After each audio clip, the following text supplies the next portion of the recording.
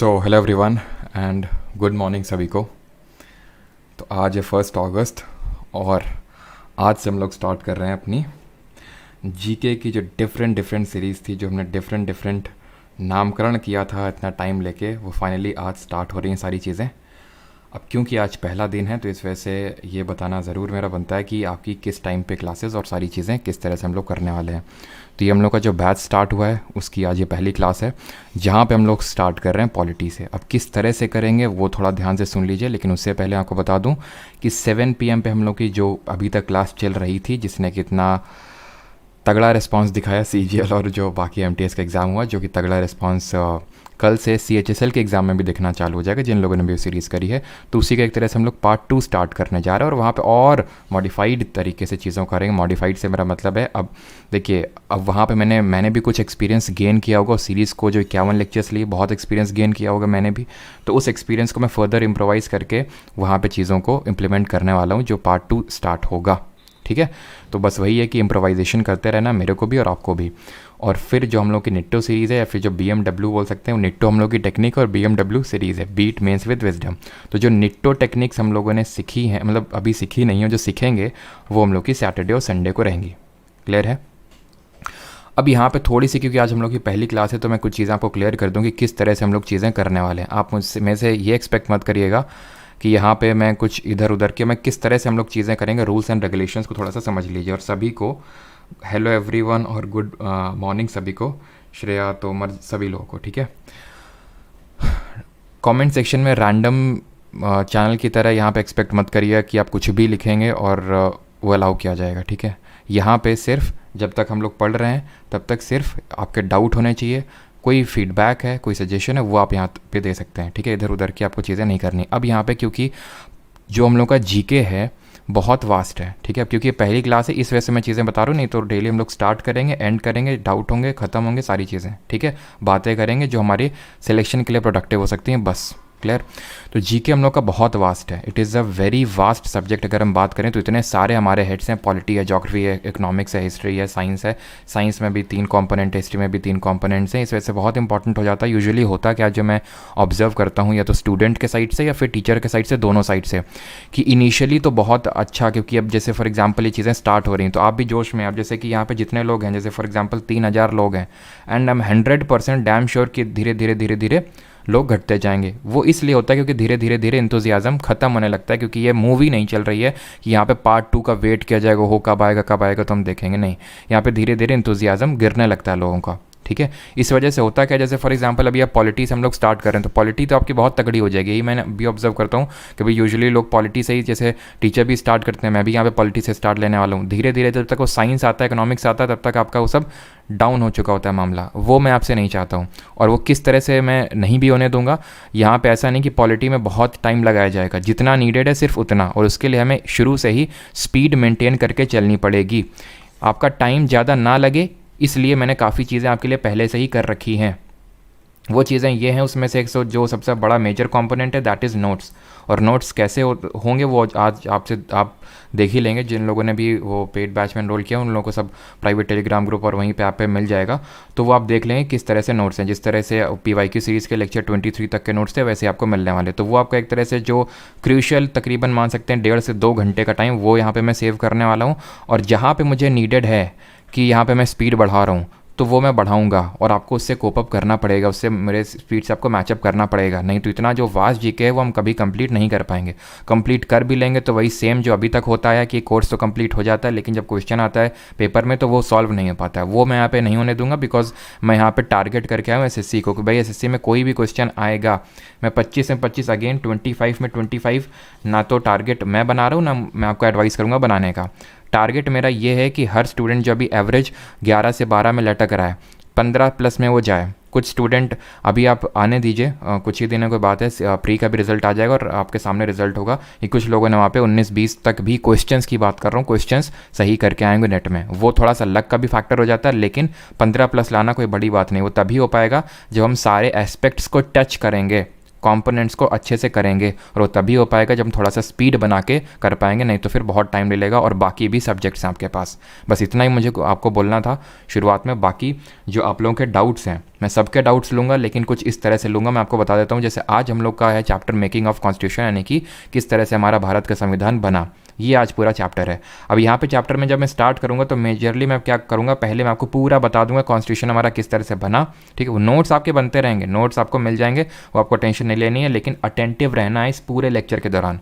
याद रखिएगा, मैं हर लेक्चर में आपको बोलूँगा ये चीज़, तो ठीक है। जब आप स्टार्ट होगा कि भाई आप अटेंटिव रहें लेक्चर में, जो मैं चीज़ बोल रहा हूँ, ठीक है। आपके पास एडवांटेज ये है कि मेरी शक्ल नहीं दिख रही आपको, बिल्कुल एडवांटेज है ये आपके लिए। क्यों?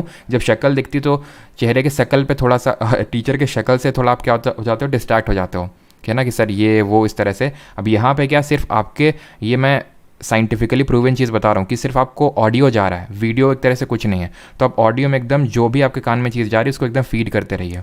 तो वो सारी चीज़ें यहाँ पे मैं आपको क्या करूँगा, करवाऊँगा, लिखूंगा शॉर्ट में, क्योंकि डिटेल फॉर्म में नोट्स में लिखता जाएगा आपके, वो आपको मिलेंगे। और अगर आप खुद से करना चाहते हैं, यू कैन डू इट। उसके बाद हम लोग क्वेश्चंस प्रैक्टिस करेंगे। तो क्वेश्चन से होगा क्या, और वो सारे प्रीवियस ईयर वाले जो अभी रिसेंट में एग्जाम हुए हैं इस टॉपिक से, वो वाले क्वेश्चंस होंगे। तो अगर हमारा कोई चीज़ छूट गया होगा या फिर मैंने कोई चीज़ जानबूझ के छोड़ दी होगी तो वहाँ कवर हो जाएगी। और यहाँ पे मैं अपने ज्ञान का प्रदर्शन करने नहीं आया हूँ, तो अगर मुझे कोई चीज़ लगती है कि एसएससी पर्सपेक्टिव से इंपॉर्टेंट नहीं है तो मैं आपको नहीं करवाऊँगा, ठीक है। और इसको लेके आप बिल्कुल फ्री हैं, पूछ सकते हैं कि सर ये चीज़ हमने नहीं करी है, तो उसका मैं आपको जवाब दूंगा, राइट।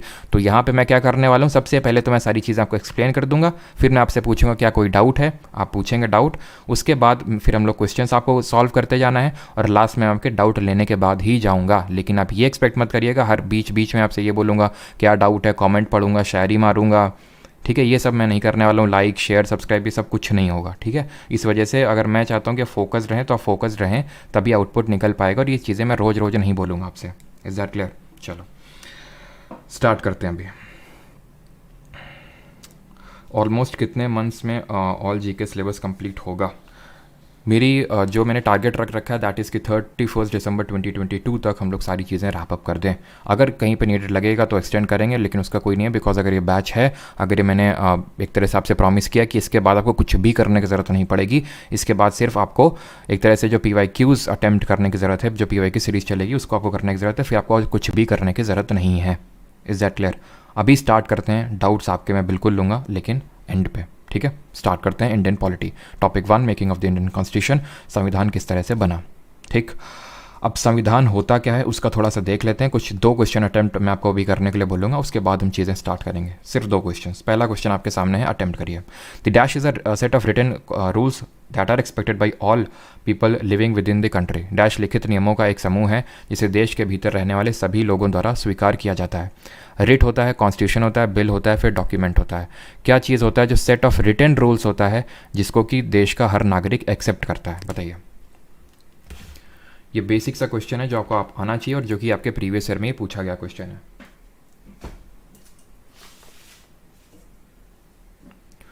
चलिए, तो आपको मैं एग्जांपल देता हूँ। जैसे फॉर एग्जांपल आप किसी गवर्नमेंट ऑफिस में गए और कॉन्स्टिट्यूशन मतलब एक जो सही चीज़ है वो आपने कुछ करने को बोला कि भाई मेरा ये डॉक्यूमेंट बना दो, ठीक है। उसे नहीं बनाया जो कि इसको बनाना चाहिए था, ठीक है।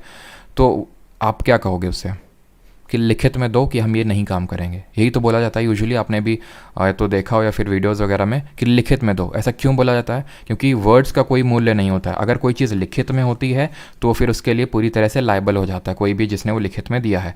तो इसी वजह से हमारा जो हम अपने कंट्री में क्या बोलते हैं कि कॉन्स्टिट्यूशन सुप्रीम है, हमारा संविधान सुप्रीम है, संविधान से ऊपर कोई नहीं है। क्यों? क्योंकि वो एक रिटन डॉक्यूमेंट है। तो constitution is a set of written rules that are accepted by all the people living within the country. Previous year का है, ठीक है, इजी सा है। रिट्स क्या होती हैं? आई होप जानते होंगे। जब हम लोग फंडामेंटल राइट्स पढ़ेंगे तो रिट के बारे में पढ़ेंगे। रिट्स क्या होती हैं? तो रिट्स एक तरह से ऑफिशियल, एक तरह से जुडिशरी की तरफ से कोई एक मैंडेट होता है, ठीक है।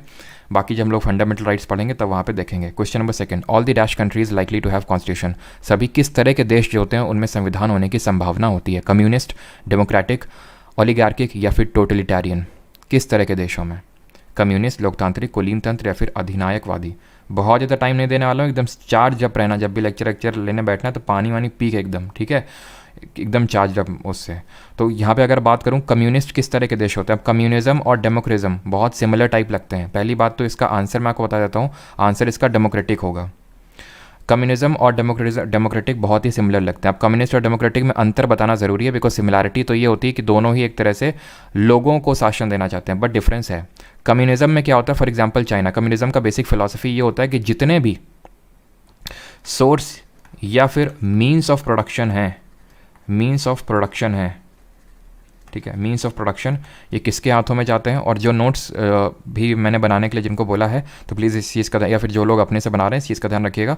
जो भी मैं एक्स्ट्रा अगर कोई चीज़ बताता हूँ तो किनारे में एक्स्ट्राज लिख के उस चीज़ को ऐड करिएगा, ठीक है। अभी हम लोग जो एक्चुअल जो चैप्टर है मेकिंग ऑफ कॉन्स्टिट्यूशन, उसके एक्चुअल नोट्स होने चाहिए। अगर कुछ चीज़ एक्स्ट्रा होती है, जैसे फॉर एग्जाम्पल अगर मैं बता रहा हूँ ओलिगार्किक, तो इसका मेकिंग ऑफ कॉन्स्टिट्यूशन से उतना लेना देना है नहीं, तो उसको एक्स्ट्रा में ऐड करिएगा। सोर्स और मीन्स ऑफ प्रोडक्शन किसके हाथों में होना चाहिए, गवर्नमेंट के हाथों में होना चाहिए।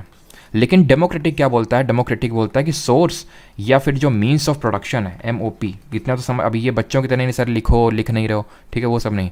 सोर्स या फिर जो मीन्स ऑफ प्रोडक्शन है वो सबके लिए ओपन है, ओपन टू ऑल, यानी कि गवर्नमेंट भी हो सकती है, कोई इंडिविजुअल भी हो सकता है। ऐसा नहीं कि हर पूरी जो इंडस्ट्रीज़ है उसमें सिर्फ गवर्नमेंट का ही कंट्रोल होगा। ओलिगार्की का आई होप आप समझते होगे, ओलिगार्की का मतलब क्या होता है, इसका मतलब होता है गवर्नमेंट बाई फ्यू, ठीक है, गवर्नमेंट बाई फ्यू। जैसे फॉर एग्जांपल मैं बोल सकता हूँ, थोड़ा सा बोल सकता हूँ चाइना टाइप, रशिया टाइप की, वहाँ पे गवर्नमेंट बाई फ्यू है। मोनार्की क्या होती है, मोनार्की होती है जहाँ पे government by a single person होती है। इसका बेस्ट एग्जांपल है नॉर्थ कोरिया, जहाँ किम जॉन उन पूरी तरह से रूल कर रहा है, ठीक है, तो गवर्नमेंट बाई फ्यू। और टोटलिटेरियन का मतलब होता है जहाँ पे टोटल कंट्रोल होता है over lives of citizen, total control over the lives of, ठीक है, total control over the lives of citizens, ठीक है, किसका, जो भी रूल कर रहा है, रूलिंग जो है, जो फॉर एग्जांपल मान लेते हैं गवर्नमेंट, तो गवर्नमेंट पूरी तरह से लाइव्स को कंट्रोल करिए, उसको बोलते हैं टोटलिटेरियन है, ठीक है। बस अब पढ़ते हैं मेकिंग ऑफ कॉन्स्टिट्यूशन। तो अब संविधान की इंपॉर्टेंस को समझ गया कि संविधान की इंपॉर्टेंस है क्या, कॉन्स्टिट्यूशन की इंपॉर्टेंस है क्या। तो इसी कॉन्स्टिट्यूशन की इंपॉर्टेंस को ध्यान में रखते हुए फिर हमारे जो एक तरह से फाउंडिंग फादर्स थे कॉन्स्टिट्यूशन के, या फिर जो हमारे फ्रीडम फाइटर्स थे, उन्होंने कॉन्स्टिट्यूशन की एक मांग उठाई। अब क्योंकि हम ब्रिटिश रूल के अंडर थे तो हम खुद का कॉन्स्टिट्यूशन ऐसे तो बना नहीं सकते थे, तो हमने कॉन्स्टिट्यूएंट असेंबली की मांग उठाई, ठीक है। 1934 में सबसे पहले हमने क्या उठाई, डिमांड फॉर कॉन्स्टिट्यूएंट असेंबली, संविधान सभा की सबसे पहली मांग उठी, किसके द्वारा, बाई MN रॉय, मनींद्र नाथ रॉय। ये CPI communist party of India के फाउंडर थे हमारे MN रॉय। इन्होंने सबसे पहले डिमांड रखी 1934 में कि एक कॉन्स्टिट्यूएंट असेंबली होनी चाहिए। क्यों, क्योंकि संविधान बनाती जो असेंबली, वो कॉन्स्टिट्यूएंट असेंबली उसको बोलते हैं, संविधान सभा बोलते हैं उसको, ठीक है। ये MN रॉय ने इस चीज़ की डिमांड उठाई। इसको ऑफिशियल तौर पे प्रस्तुत किया 1935 में कांग्रेस ने, ठीक है। यहाँ पे क्या किया, कांग्रेस ने इस चीज़ की ऑफिशियल तौर पे डिमांड रखी 1935 में। इसी तरह से नोट्स बनेंगे ऑर्डर में, लेकिन थोड़ा सा वहाँ पे और इसको इलाबरेट करना है, थोड़ा सा इलाबरेट करना है, demand by the official demand by the Congress, इस तरह से नोट्स में ऐड करना है, ठीक है, 1935 में। फिर 1936 में नेहरू जी का एक सेशन होता है, कांग्रेस का एक सेशन होता है जिसमें कि नेहरू जी ने प्रिसाइड किया आपका लखनऊ में, और उसमें फिर एक तरह से डिमांड रखी जाती है। पहली बार ब्रिटिश गवर्नमेंट का भी डिमांड एक्सेप्ट करती है, तो ब्रिटिश गवर्नमेंट जो है ऑगस्ट ऑफर लाती है। क्या लाती है, ऑगस्ट ऑफर। ये ऑगस्ट ऑफर में सबसे पहले फर्स्ट ये बोल सकते हैं इंसिडेंस था जहाँ पे demand for the constituent assembly was accepted, लेकिन demand for the constituent assembly was accepted, लेकिन इसमें भी कुछ बहुत सारी खामियां थी। ये रिजेक्ट कर दिया जाता है कांग्रेस के द्वारा और मुस्लिम लीग के भी द्वारा। कब आता है ये, 1940 में आता है। इस समय वॉइस रॉय कौन था, ऑब्वियस सी बात है, हम हिस्ट्री नहीं पढ़ रहे हैं, लेकिन क्वेश्चन हिस्ट्री और पॉलिटी बना के नहीं पूछता है, क्वेश्चन होता है, ठीक है। तो अगर कोई चीज़ मुझे याद आएगी तो I will tell it. Linlithgow उस समय था और उसने ये एक तरह से लाया ऑगस्ट ऑफर, लेकिन टोटल तरह से रिजेक्ट हो गया। हिस्ट्री में पढ़ेंगे कि इसके अगेंस्ट में, अगर चाहें तो नोट्स में कोने में ब्रैकेट बना के वो ऐड कर सकते हैं कि इसके अगेंस्ट में यहाँ पे इंडिविजुअल सत्याग्रह होता है, ठीक है। इंडिविजुअल सत्याग्रह यहाँ पे ऑर्गेनाइज होता है, और इस इंडिविजुअल सत्याग्रह में पहले सत्याग्रही थे हमारे आचार्य, यहाँ पे मैं ये शॉर्ट में लिख रहा हूँ, आचार्य विनोबा भावे जी, ठीक है। आचार्य विनोबा भावे पहले थे और दूसरे थे हमारे जवाहरलाल नेहरू। क्लियर, ये रिजेक्ट हो गया। इसके बाद आता है 1942 में। अब बात यहाँ पे ये भी आ सकती है कि क्यों इन्होंने इतने दरिया दिली दिखा रहे थे, थोड़ी बहुत, पूरी तरह से दरिया दिली नहीं, थोड़ी सी एक तरह से लॉलीपॉप देने की कोशिश करे। तो वो लॉलीपॉप भी इसलिए दे रहे थे बिकॉज ब्रिटेन जो है सेकेंड वर्ल्ड वॉर में फंसा हुआ था 1939 में, जो चालू हुआ था। तो इसके ऊपर प्रेशर बन रहा था एलाइज के द्वारा कि इंडिया का कॉपरेशन को सीक करो 1940 में। फिर होता क्या है, यहाँ पे आता है क्रिप्स मिशन। क्या आता है? क्रिप्स मिशन आता है 1942 में, 1942 में स्टैफोर्ड क्रिप्स लेके आता है। ये भी रिजेक्ट हो जाता है, रिजेक्ट हो जाता है। और इसके रिजेक्शन के बाद चालू होता है क्विट इंडिया मूवमेंट 1942 में, भारत छोड़ो आंदोलन, जो हम लोग पढ़ेंगे मॉडर्न हिस्ट्री में। ठीक है, यहाँ पे नहीं पढ़ना डीप में। तो क्रिप्स मिशन भी रिजेक्ट हो जाता है। उसका रीज़न ये होता है कि ये डोमिनियन स्टेटस बोलता है कि हम डोमिनियन स्टेटस देंगे।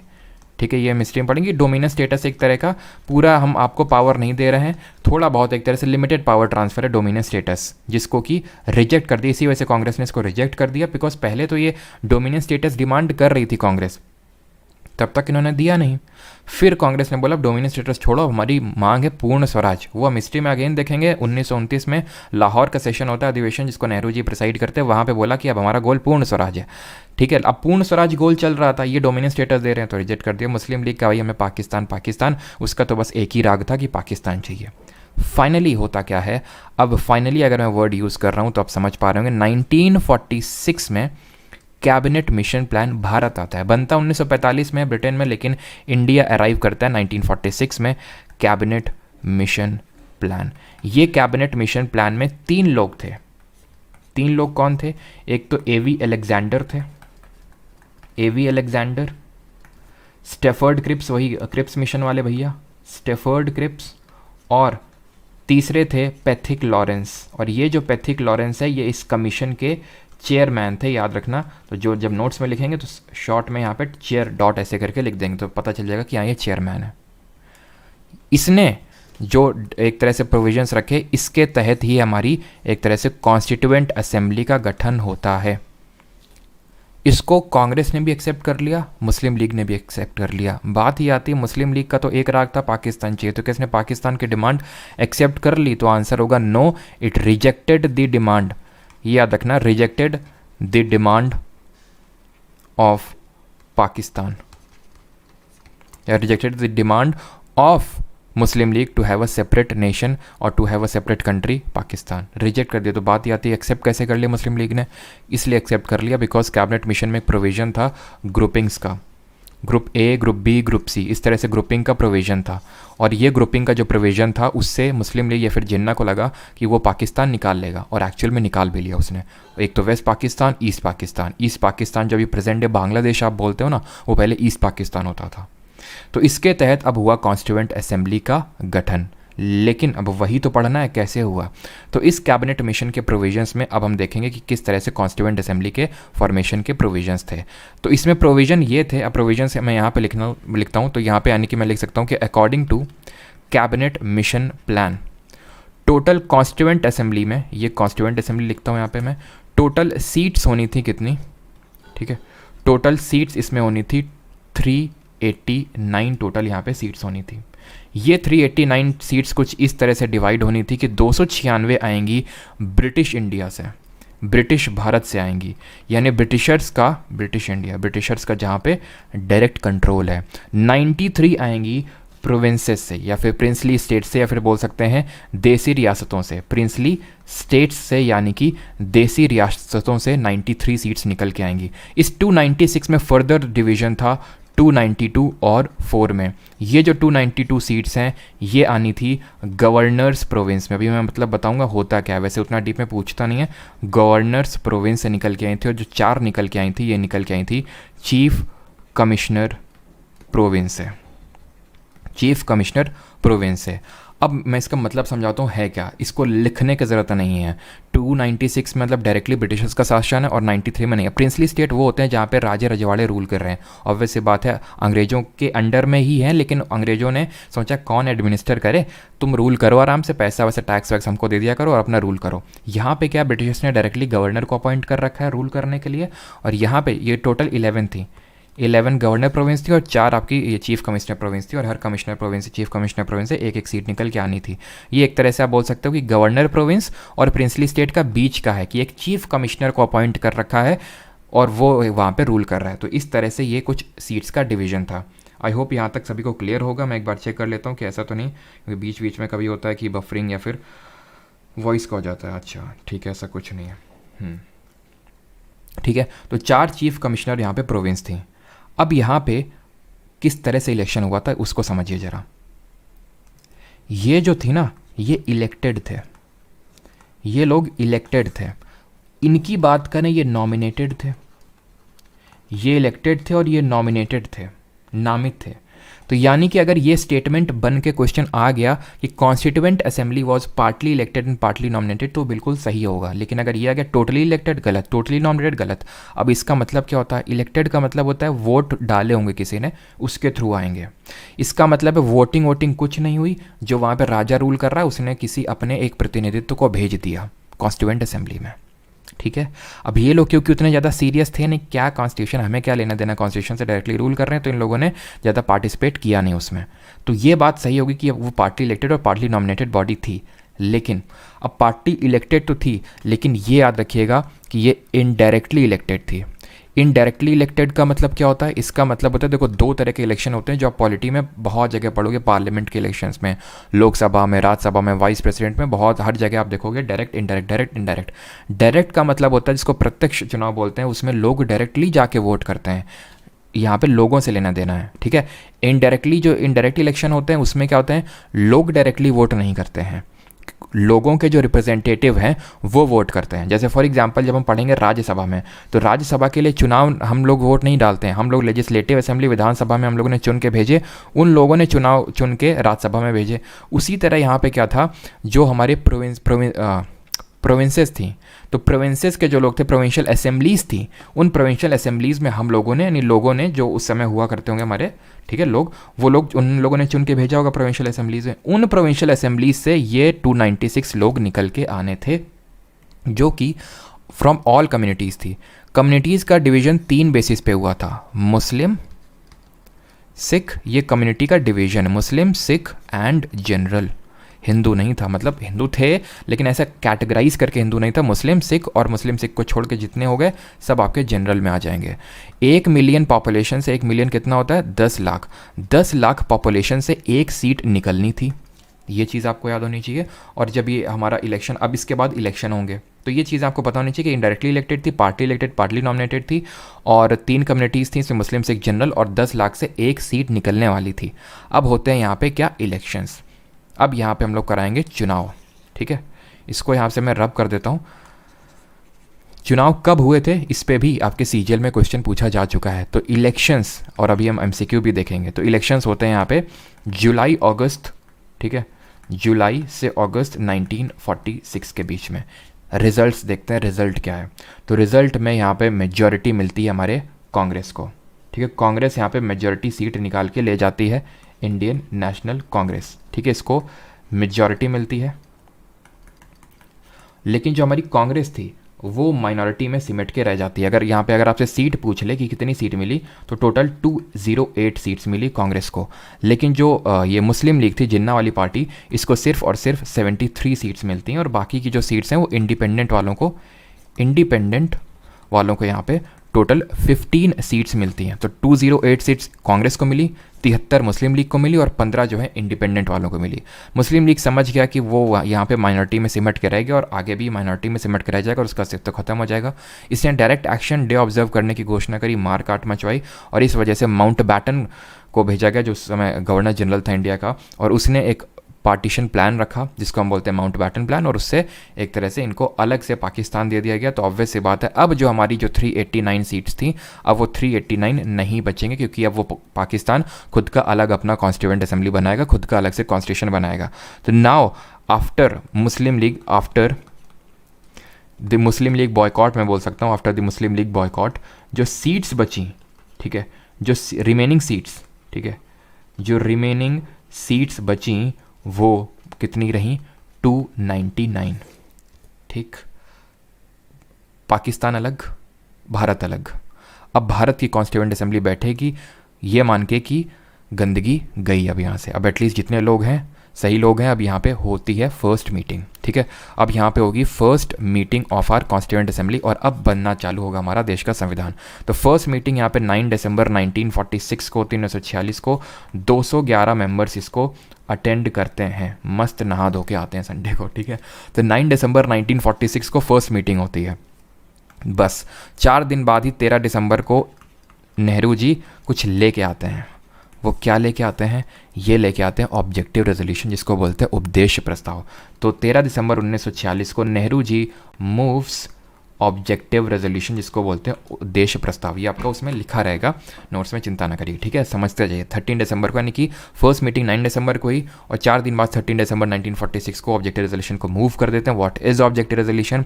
तो जो अभी हम प्रीएम्बल पढ़ेंगे कल के टॉपिक में, तो उसमें देखेंगे जो हमारा प्रीएम्बल बना वो ऑब्जेक्टिव रेजोल्यूशन से बना। सर प्रीएम्बल क्या है? तो बेसिक इतना समझ लो कि इसमें नेहरू जी ने सबसे पहले कॉन्स्टिट्यूएंट असेंबली को बोल दिया कि हम किस तरह के देश हैं, किस तरह का देश बनना चाहते हैं, हमारा नेचर क्या और हमारे ऑब्जेक्टिव्स क्या हैं। जैसे कि फॉर एग्जांपल हम एक सॉवरेन और रिपब्लिक देश हैं, हमें सभी भारत के लोगों को जस्टिस देना है, सोशल पॉलिटिकल इकोनॉमिक जस्टिस देना है, रियल अथॉरिटी लोगों के हाथ में देनी है। इस तरह का संविधान हमें बनाने की कोशिश करनी है, ये था। इसको अडॉप्ट कर लिया जाता है 22 जनवरी 1947 को। This objective resolution was finally adopted by the constituent assembly. Clear?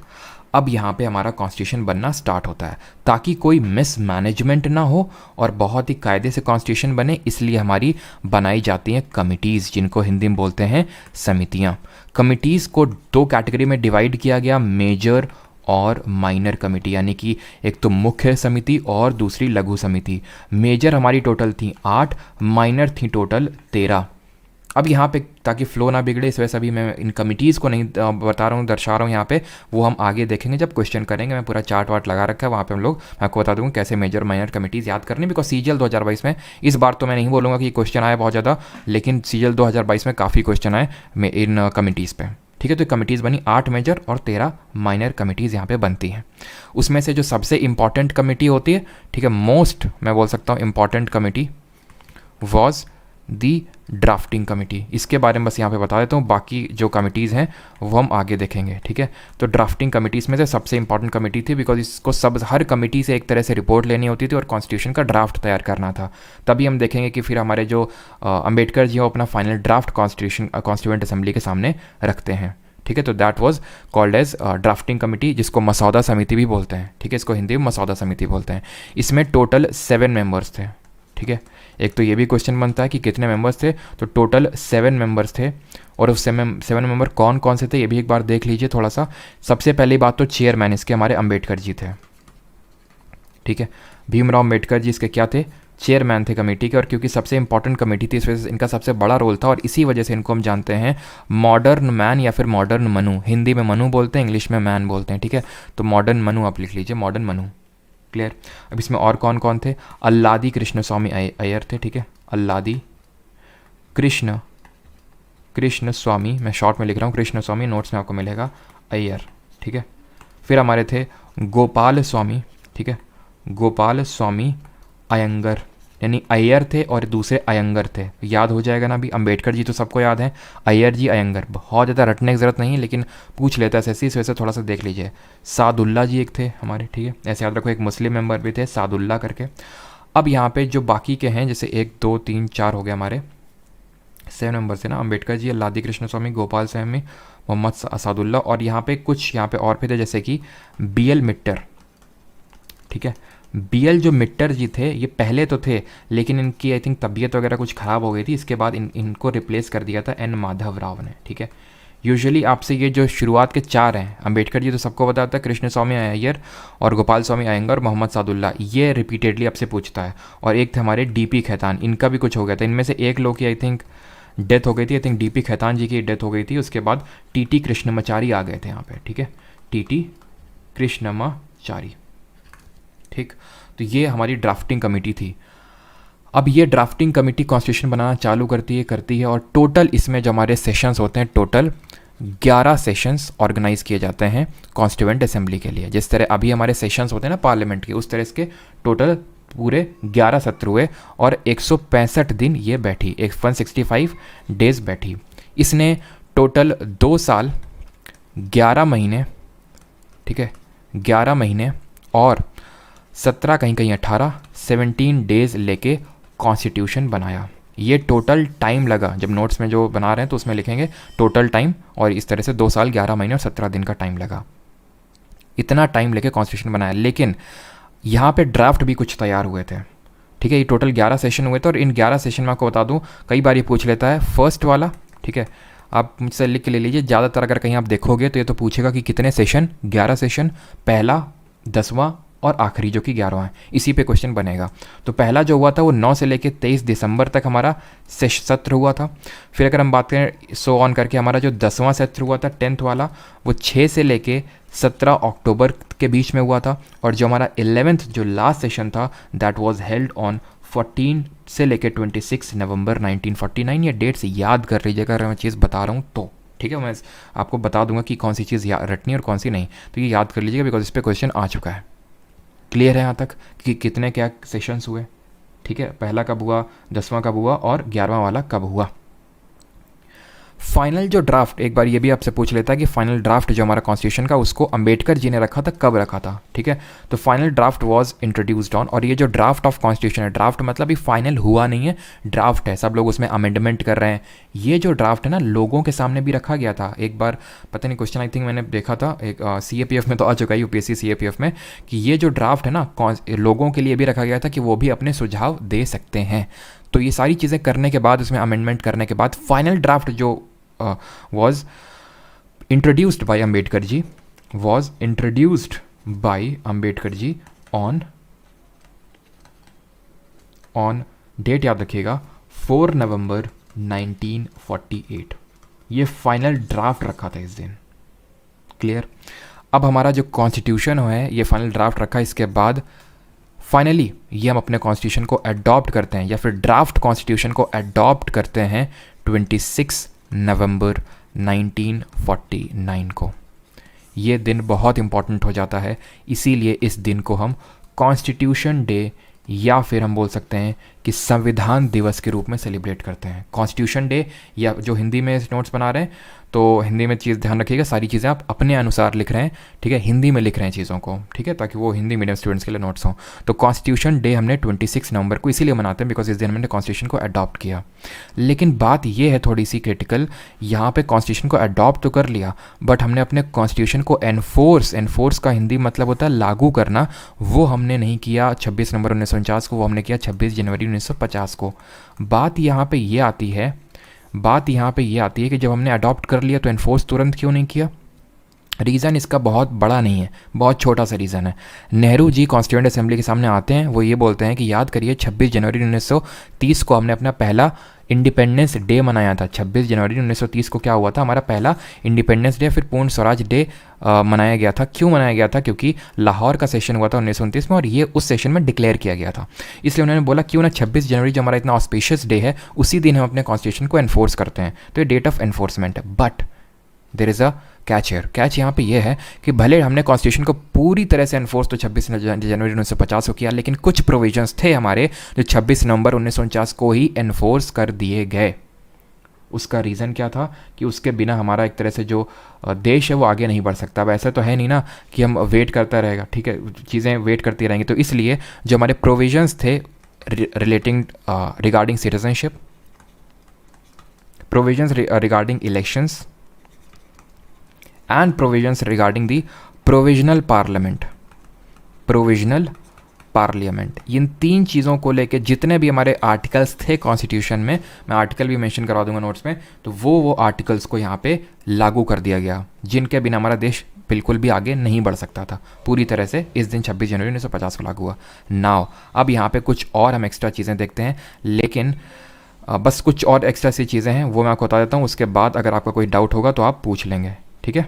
चलिए, इक्का दुक्का और चीज़ें बाकी हैं। तो फाइनल एनफोर्स भी हो गया कॉन्स्टिट्यूशन। अब यहाँ पे कुछ चीज़ें आप ये जान लीजिए कि जो हमारी कॉन्स्टिट्यूएंट असेंबली थी ना, इसने सिर्फ एक फंक्शन नहीं परफॉर्म किया, इसने मल्टीपल फंक्शन परफॉर्म किए। एक तो आप समझ गए कि भाई कॉन्स्टिट्यूशन को बनाया, लेकिन that was just one function, इसके बहुत सारे फंक्शंस थे।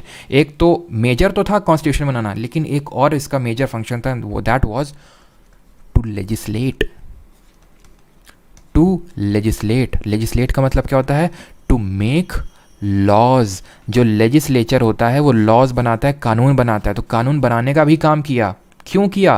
क्योंकि अब संविधान भैया देख लो, 9 दिसंबर 1946 को कॉन्स्टिट्यूएंट असेंबली की पहली सीटिंग होती है। कॉन्स्टिट्यूशन बन के तैयार कब होता है? एक तरह से देखें तो अडॉप्ट हम कब करते हैं? 26 नवंबर 1949 को। कितना टाइम इलाप्स कर गया? लोग क्या आइडल बैठे रहें इनके स्टैच्यू बन के? क्या कोई क्राइम नहीं होगा? क्या किसी तरह का कोई लॉ को कोई वो नहीं होगा, मतलब कुछ भी डिस्प्यूट्स नहीं हुए लोगों के बीच में? तो लॉस तो ज़रूरी है ना उन सब चीज़ों को मैनेज करने के लिए, देश को मैनेज करने के लिए। तो वो कौन बनाएगा भाई? लेजिस्लेचर भी बनाता है, पार्लियामेंट बनाता है। लेकिन तब तो इलेक्शन ही नहीं हुए थे, तब इलेक्शन नहीं हुए थे। तो इसीलिए कॉन्स्टिट्यूएंट असेंबली जो हमारी थी वो दोनों फंक्शन परफॉर्म करती थी। एक तो वो कॉन्स्टिट्यूशन को बनाती भी थी, कॉन्स्टिट्यूशन मेकर थी, और दूसरी ये हमारी लेजिस्लेचर की तरह भी बिहेव करती थी एज टू मेक लॉज। ठीक है, it also met as law making body. ठीक है, लॉ मेकिंग बॉडी के तौर पे भी परफॉर्म किया। अब यहाँ पे ध्यान रखिएगा इस चीज़ का, जब ये कॉन्स्टिट्यूएंट असेंबली हमारी कॉन्स्टिट्यूशन मेकर के तौर पे बैठती थी, तो इसको जो हेड करते थे या फिर जो इसके प्रेसिडेंट होते थे या फिर अध्यक्ष होते थे, चेयरमैन होते थे, वो होते थे हमारे राजेंद्र प्रसाद। अब राजेंद्र प्रसाद यानी हमारे कॉन्स्टिट्यूएंट असेंबली के, हम इसी वजह से बोलते हैं कि हमारे चेयरमैन या फिर प्रेसिडेंट थे। लेकिन आपसे ये भी पूछता है कि हमारे कॉन्स्टिट्यूएंट असेंबली के टेम्पररी चेयरमैन या फिर टेम्पररी प्रेसिडेंट कौन थे? तो टेम्पररी चेयरमैन ये थे हमारे सच्चिदानंद सिन्हा। टेम्पररी क्यों थे? क्योंकि जब हमारी कॉन्स्टिट्यूएंट असेंबली की पहली मीटिंग हुई 9 दिसंबर 1946 को, तो तब तो इलेक्शन हुए नहीं थे कि भाई इलेक्शन से हमने कोई प्रेसिडेंट को चुन लिया, अपने परमानेंट प्रेसिडेंट को, परमानेंट चेयरमैन को। तो इसीलिए फ्रेंच प्रैक्टिस को अडॉप्ट करते हुए जो सीनियर मोस्ट मेंबर थे उस समय के सच्चिदानंद सिन्हा, उनको उस समय राजगद्दी पर बिठा दिया गया, सच्चिदानंद सिन्हा जी को, जो कि आरा बिहार से चुन के आए थे। वैसे अम्बेडकर जी से अगर कभी आपसे सवाल पूछ ले कि अम्बेडकर जी कहाँ से चुन के आए थे, तो याद रखिएगा ये बंगाल कॉन्स्टिट्यूएंसी से चुन के आए थे हमारे अम्बेडकर जी। एक बार पूछ लिया था उसने क्वेश्चन। ठीक है, तो ये चीज़ आपको याद होगी, टेम्पररी प्रेसिडेंट कौन थे। अच्छा, ये भी क्वेश्चन पूछा जाता है, लेकिन चलो अभी मैं आपको आगे बता दूंगा। और जब वो लॉ मेकिंग बॉडी के तौर पर बैठती थी, तो इसके हेड होते थे GV मावलंकर, गणेश वासुदेव मावलंकर, जिनको कि आप ये भी पढ़ते हैं कि he is the first speaker of Lok Sabha. ये हमारे जब कॉन्स्टिट्यूएंट असेंबली लॉ बनाने के लिए बैठती थी, तब GV मावलंकर हेड होते थे। जब कॉन्स्टिट्यूशन बनाने के लिए बैठते थे तो राजेंद्र प्रसाद हेड होते थे। यानी कि मैं ये नहीं बोल सकता हूँ क्या कि कॉन्स्टिट्यूएंट असेंबली फंक्शनड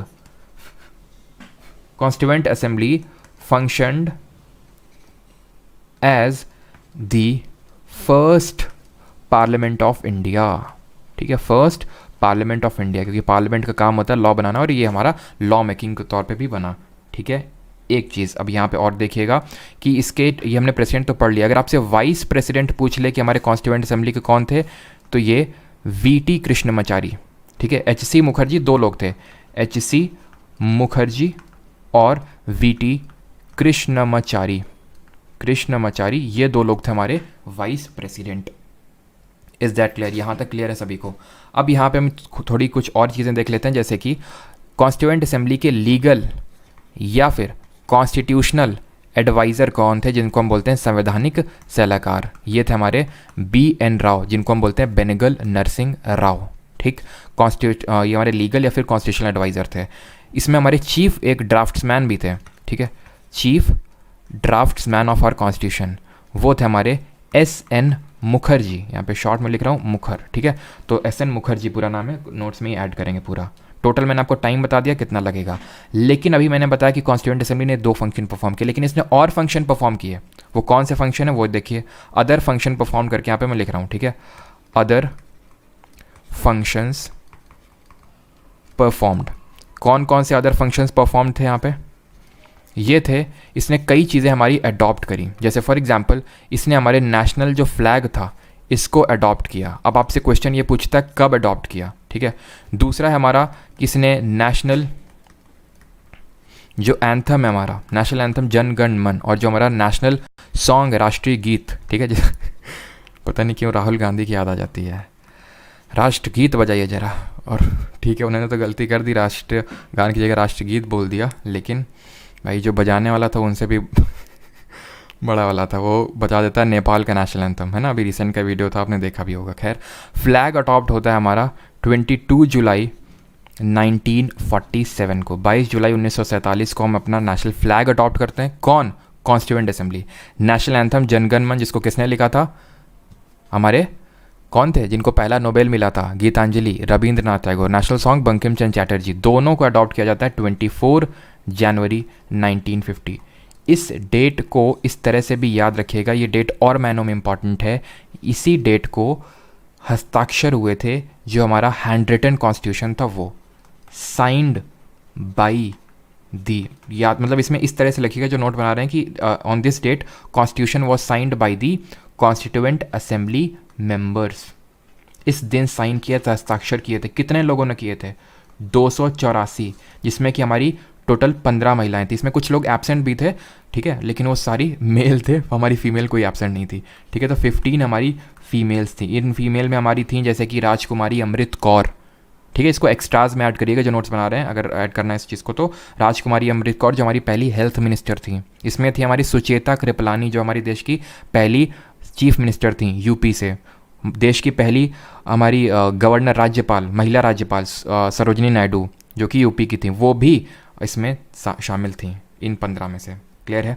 तो ये डेट क्यों इंपॉर्टेंट है? एक तो नेशनल एंथम अडॉप्ट होता है, सॉन्ग अडॉप्ट होता है, signed by the constituent assembly members, and इसी दिन लास्ट सिटिंग हुई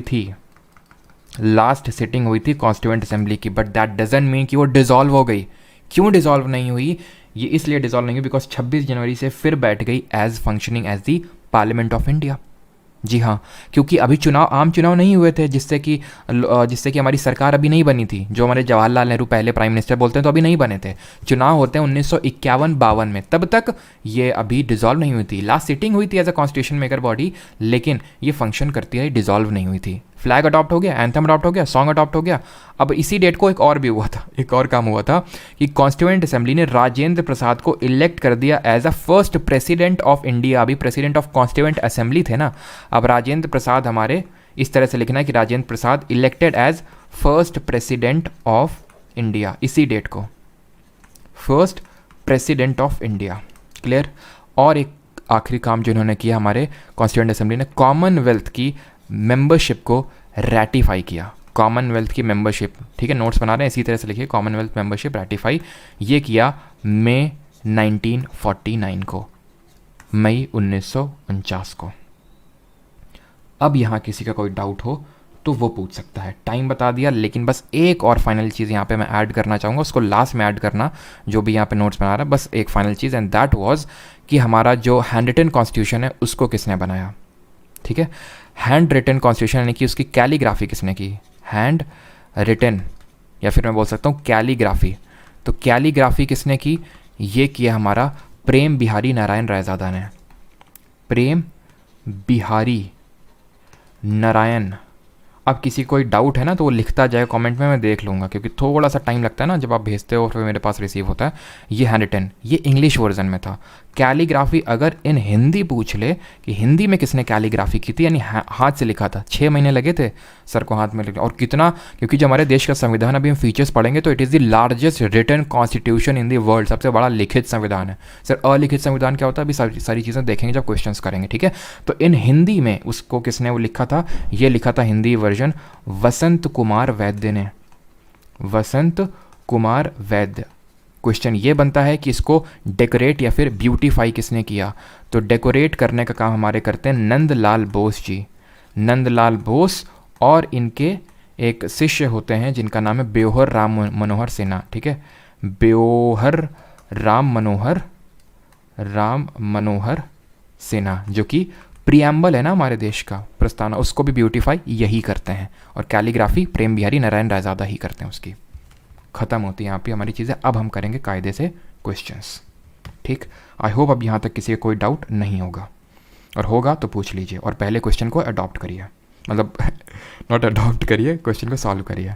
first country to make constitution is, symbol was elephant. Yes, यहाँ पे ये भी चीज़ आप ऐड कर सकते हैं कि सिंबल वॉज एलिफेंट। एलिफेंट क्यों था? अब इसको भी याद करना बहुत आसान है, क्योंकि हमारे देश का संविधान सबसे बड़ा लिखित संविधान था, सबसे बड़ा लिखित संविधान था। दैट मीन कि सबसे बड़ा हमारा जानवर किसको हम मानते हैं? हाथी को। तो उससे आप याद रख सकते हैं सिंबल जो हमारा था कॉन्स्टिट्यूएंट असेंबली का, that was elephant. Is that clear? ये वीडियो कब तक रहेगा मैं बता दूंगा लास्ट में, कब तक रहेगा। ठीक है, आप क्वेश्चन पे करते हैं। आई थिंक किसी कोई डाउट नहीं है ना? Difference in constitution and law making body, Somnathan Pradhan पूछे हैं। देखो सोमनाथ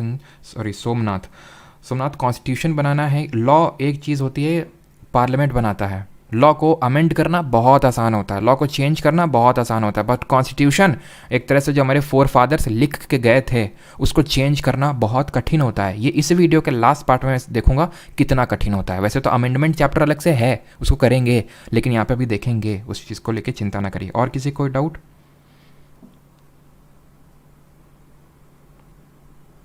हिंदी में भी नोट्स होंगे, हर्ष चिंता ना करिए, ठीक है।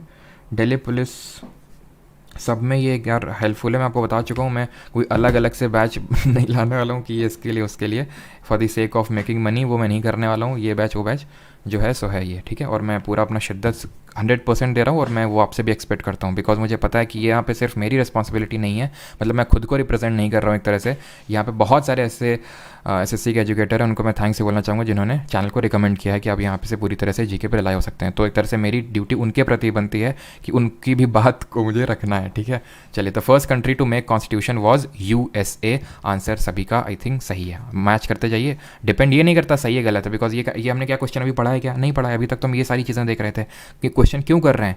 प्रीवियस ईयर में जो कुछ इक्का दुक्का चीज़ें आई हैं जो हमने अभी नहीं की है, जो हम यूजुअली, अब जैसे अगर मैं यहाँ पढ़ा के छोड़ सकता हूँ क्योंकि मैंने एक तरह से मेकिंग ऑफ कॉन्स्टिट्यूशन सब कुछ बता रखा है, आपको सब कुछ बता दिया, कुछ नहीं बचा। लेकिन ये कॉन्स्टिट्यूशन ये कभी कोई कवर हुई चीज़ नहीं हुई, ये हम PYQs के थ्रू करेंगे। तो USA ने was the first country to adopt the constitution 1788 में कॉन्स्टिट्यूशन को अडॉप्ट करता है। ये आज़ाद होता है USA, लिखने की ज़रूरत नहीं है, तो देख लो अगर कभी पूछ ले तो, ठीक है। 4 जुलाई 1776 को ही आज़ाद होता है, और 1788 को एक तरह से अपना कॉन्स्टिट्यूशन को अडॉप्ट कर लेता है, ठीक है। तो इसका भी रिटन कॉन्स्टिट्यूशन है, क्लियर। अभी रिटन अनरिटन में डिफरेंस बताऊंगा। इन विच ईयर, लेकिन यूके का अनरिटन है, हाँ। In which year did Motilal Nehru chairman and 8 other Congress leaders draft a constitution for India. Motilal Nehru और 8 अन्य कांग्रेस नेताओं ने किस वर्ष भारत के लिए संविधान का मसौदा तैयार किया, ड्राफ्ट तैयार किया? ये क्वेश्चन किया है? नहीं किया है, तभी तो PYQs कर रहे हैं भाई। वहाँ पे अगर मैं करवाता उसका कोई लॉजिक नहीं था। अब देखो, साइमन कमीशन भारत आता है, तुम में से 90% लोग जहाँ देख रहे हैं पता होगा, नहीं पता कोई बात नहीं, ठीक है। एक कमीशन आया था 1928 में, ठीक है, 1928 में कमीशन आया था, 7 मेंबर्ड कमीशन था। वो देखेंगे, अभी लिखना नहीं है, इसको लिखना बिल्कुल नहीं, नोट्स बना रहे उनको भी नहीं लिखना। 7 मेंबर्ड कमीशन था, सारे अंग्रेज थे, कोई इंडियन नहीं था। इंडियंस ने इसका बॉयकॉट किया। इसके अपोजिशन में इंडियन ने बोला क्या है, तो बर्किनहेड उस समय क्या था, बर्किनहेड सेक्रेटरी ऑफ स्टेट था भारत का। सर सेक्रेटरी ऑफ स्टेट कौन था? ऐसे समझ लो अभी के लिए कि secretary of state British parliament का एक मेंबर था जो ब्रिटेन में बैठ के भारत के अफेयर्स को रेगुलेट करता था वॉइस रॉय के साथ मिलके। बर्किनहेड बोला अच्छा अगर इतना अपोज करे तो खुद का कॉन्स्टिट्यूशन बना लो, बहुत वो हो तो इसने चैलेंज दिया इंडियंस को कि खुद का बना लो। तो उस चैलेंज को एक्सेप्ट किया इंडियंस ने। मोतीलाल नेहरू की चेयरमैनशिप में एक कमेटी बनाई कांग्रेस ने विद 8 अदर कांग्रेस लीडर्स, और उसने एक दिया रिपोर्ट, उसको बोलते हैं नेहरू रिपोर्ट, ठीक है। और ये नेहरू रिपोर्ट कब दिया? 1928 में, 1928 में। इसके अपोजिशन जिन्ना उछल के आ गया, उन्होंने अपने 14 पॉइंट दे दिए। चलो मैं ये भी लिख देता हूँ, जिन्ना ने, अगर लिखना भी तो इसको एक्स्ट्राज में साइड में लिखना, ठीक है, एक्स्ट्राज में। जिन्ना ने अपने 14 पॉइंट्स दिए इसके अपोज में, ठीक। अगला देखते हैं, आपके अराउंड 38 क्वेश्चन है इन टोटल, जल्दी जल्दी हो जाएंगे बिकॉज सब कुछ कर चुके हैं हम, ठीक है। In which of the following years did the Indian National Congress make the demand for the constituent assembly, यानी कि निम्नलिखित में से किस वर्ष वर्ष में भारतीय राष्ट्रीय कांग्रेस ने संविधान सभा की मांग की थी? 28, 39, 19 या फिर 34?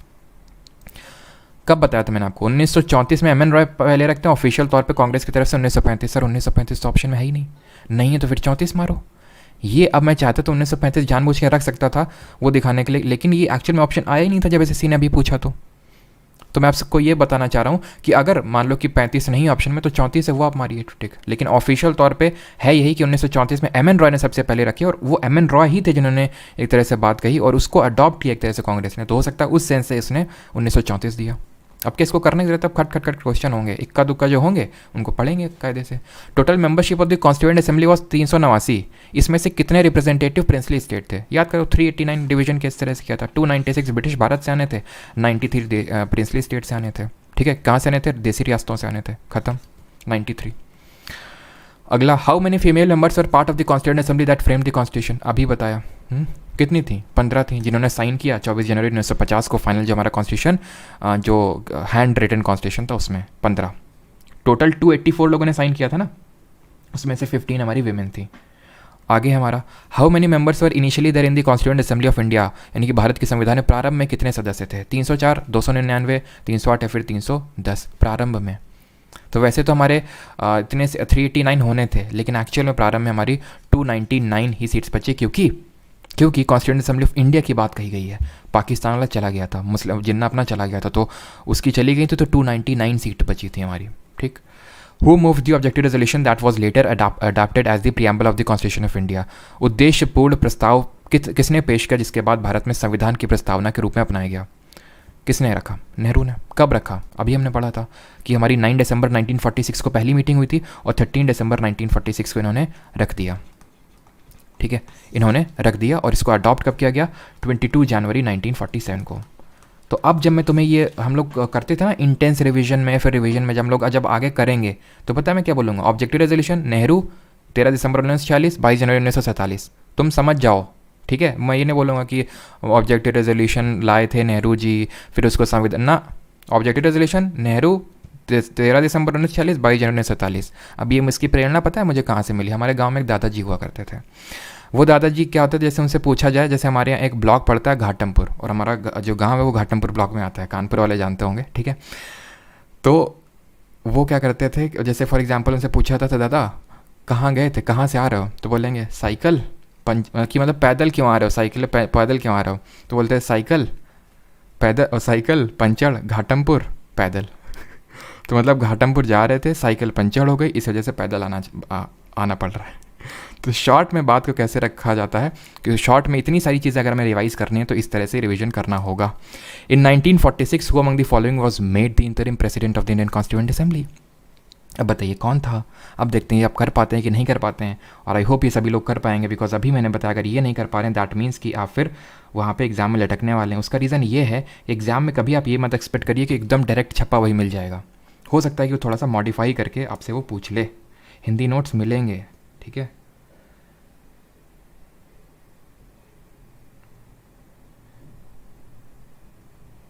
चलिए, तो अभी बात करते हैं आंसर क्या होगा। इंतरिम का मतलब क्या होता है? परमानेंट नहीं, टेम्पररी एक तौर से। तो आंसर क्या होगा? सच्चिदानंद सिन्हा जी थे हमारे। सरोजिनी नायडू देश की पहली महिला राज्यपाल और कांग्रेस की पहली भारतीय महिला अध्यक्ष। ठीक है, तो आंसर यहाँ पे सच्चिदानंद सिन्हा होगा, जो आरा बिहार से चुने गए थे। इंतरिम प्रेसिडेंट का मतलब है टेम्पररी प्रेसिडेंट। परमानेंट कौन थे? Rajendra Prasad. Vice president VT Krishnamachari, H C Mukherjee. ठीक है, constitutional adviser, legal adviser B N Rau, chief draftsman S N Mukherjee. इस तरह से रिवीजन होना चाहिए। When was the first constituent assembly election held in India? पहले इलेक्शन कब हुए थे? अभी बताया था, याद करो।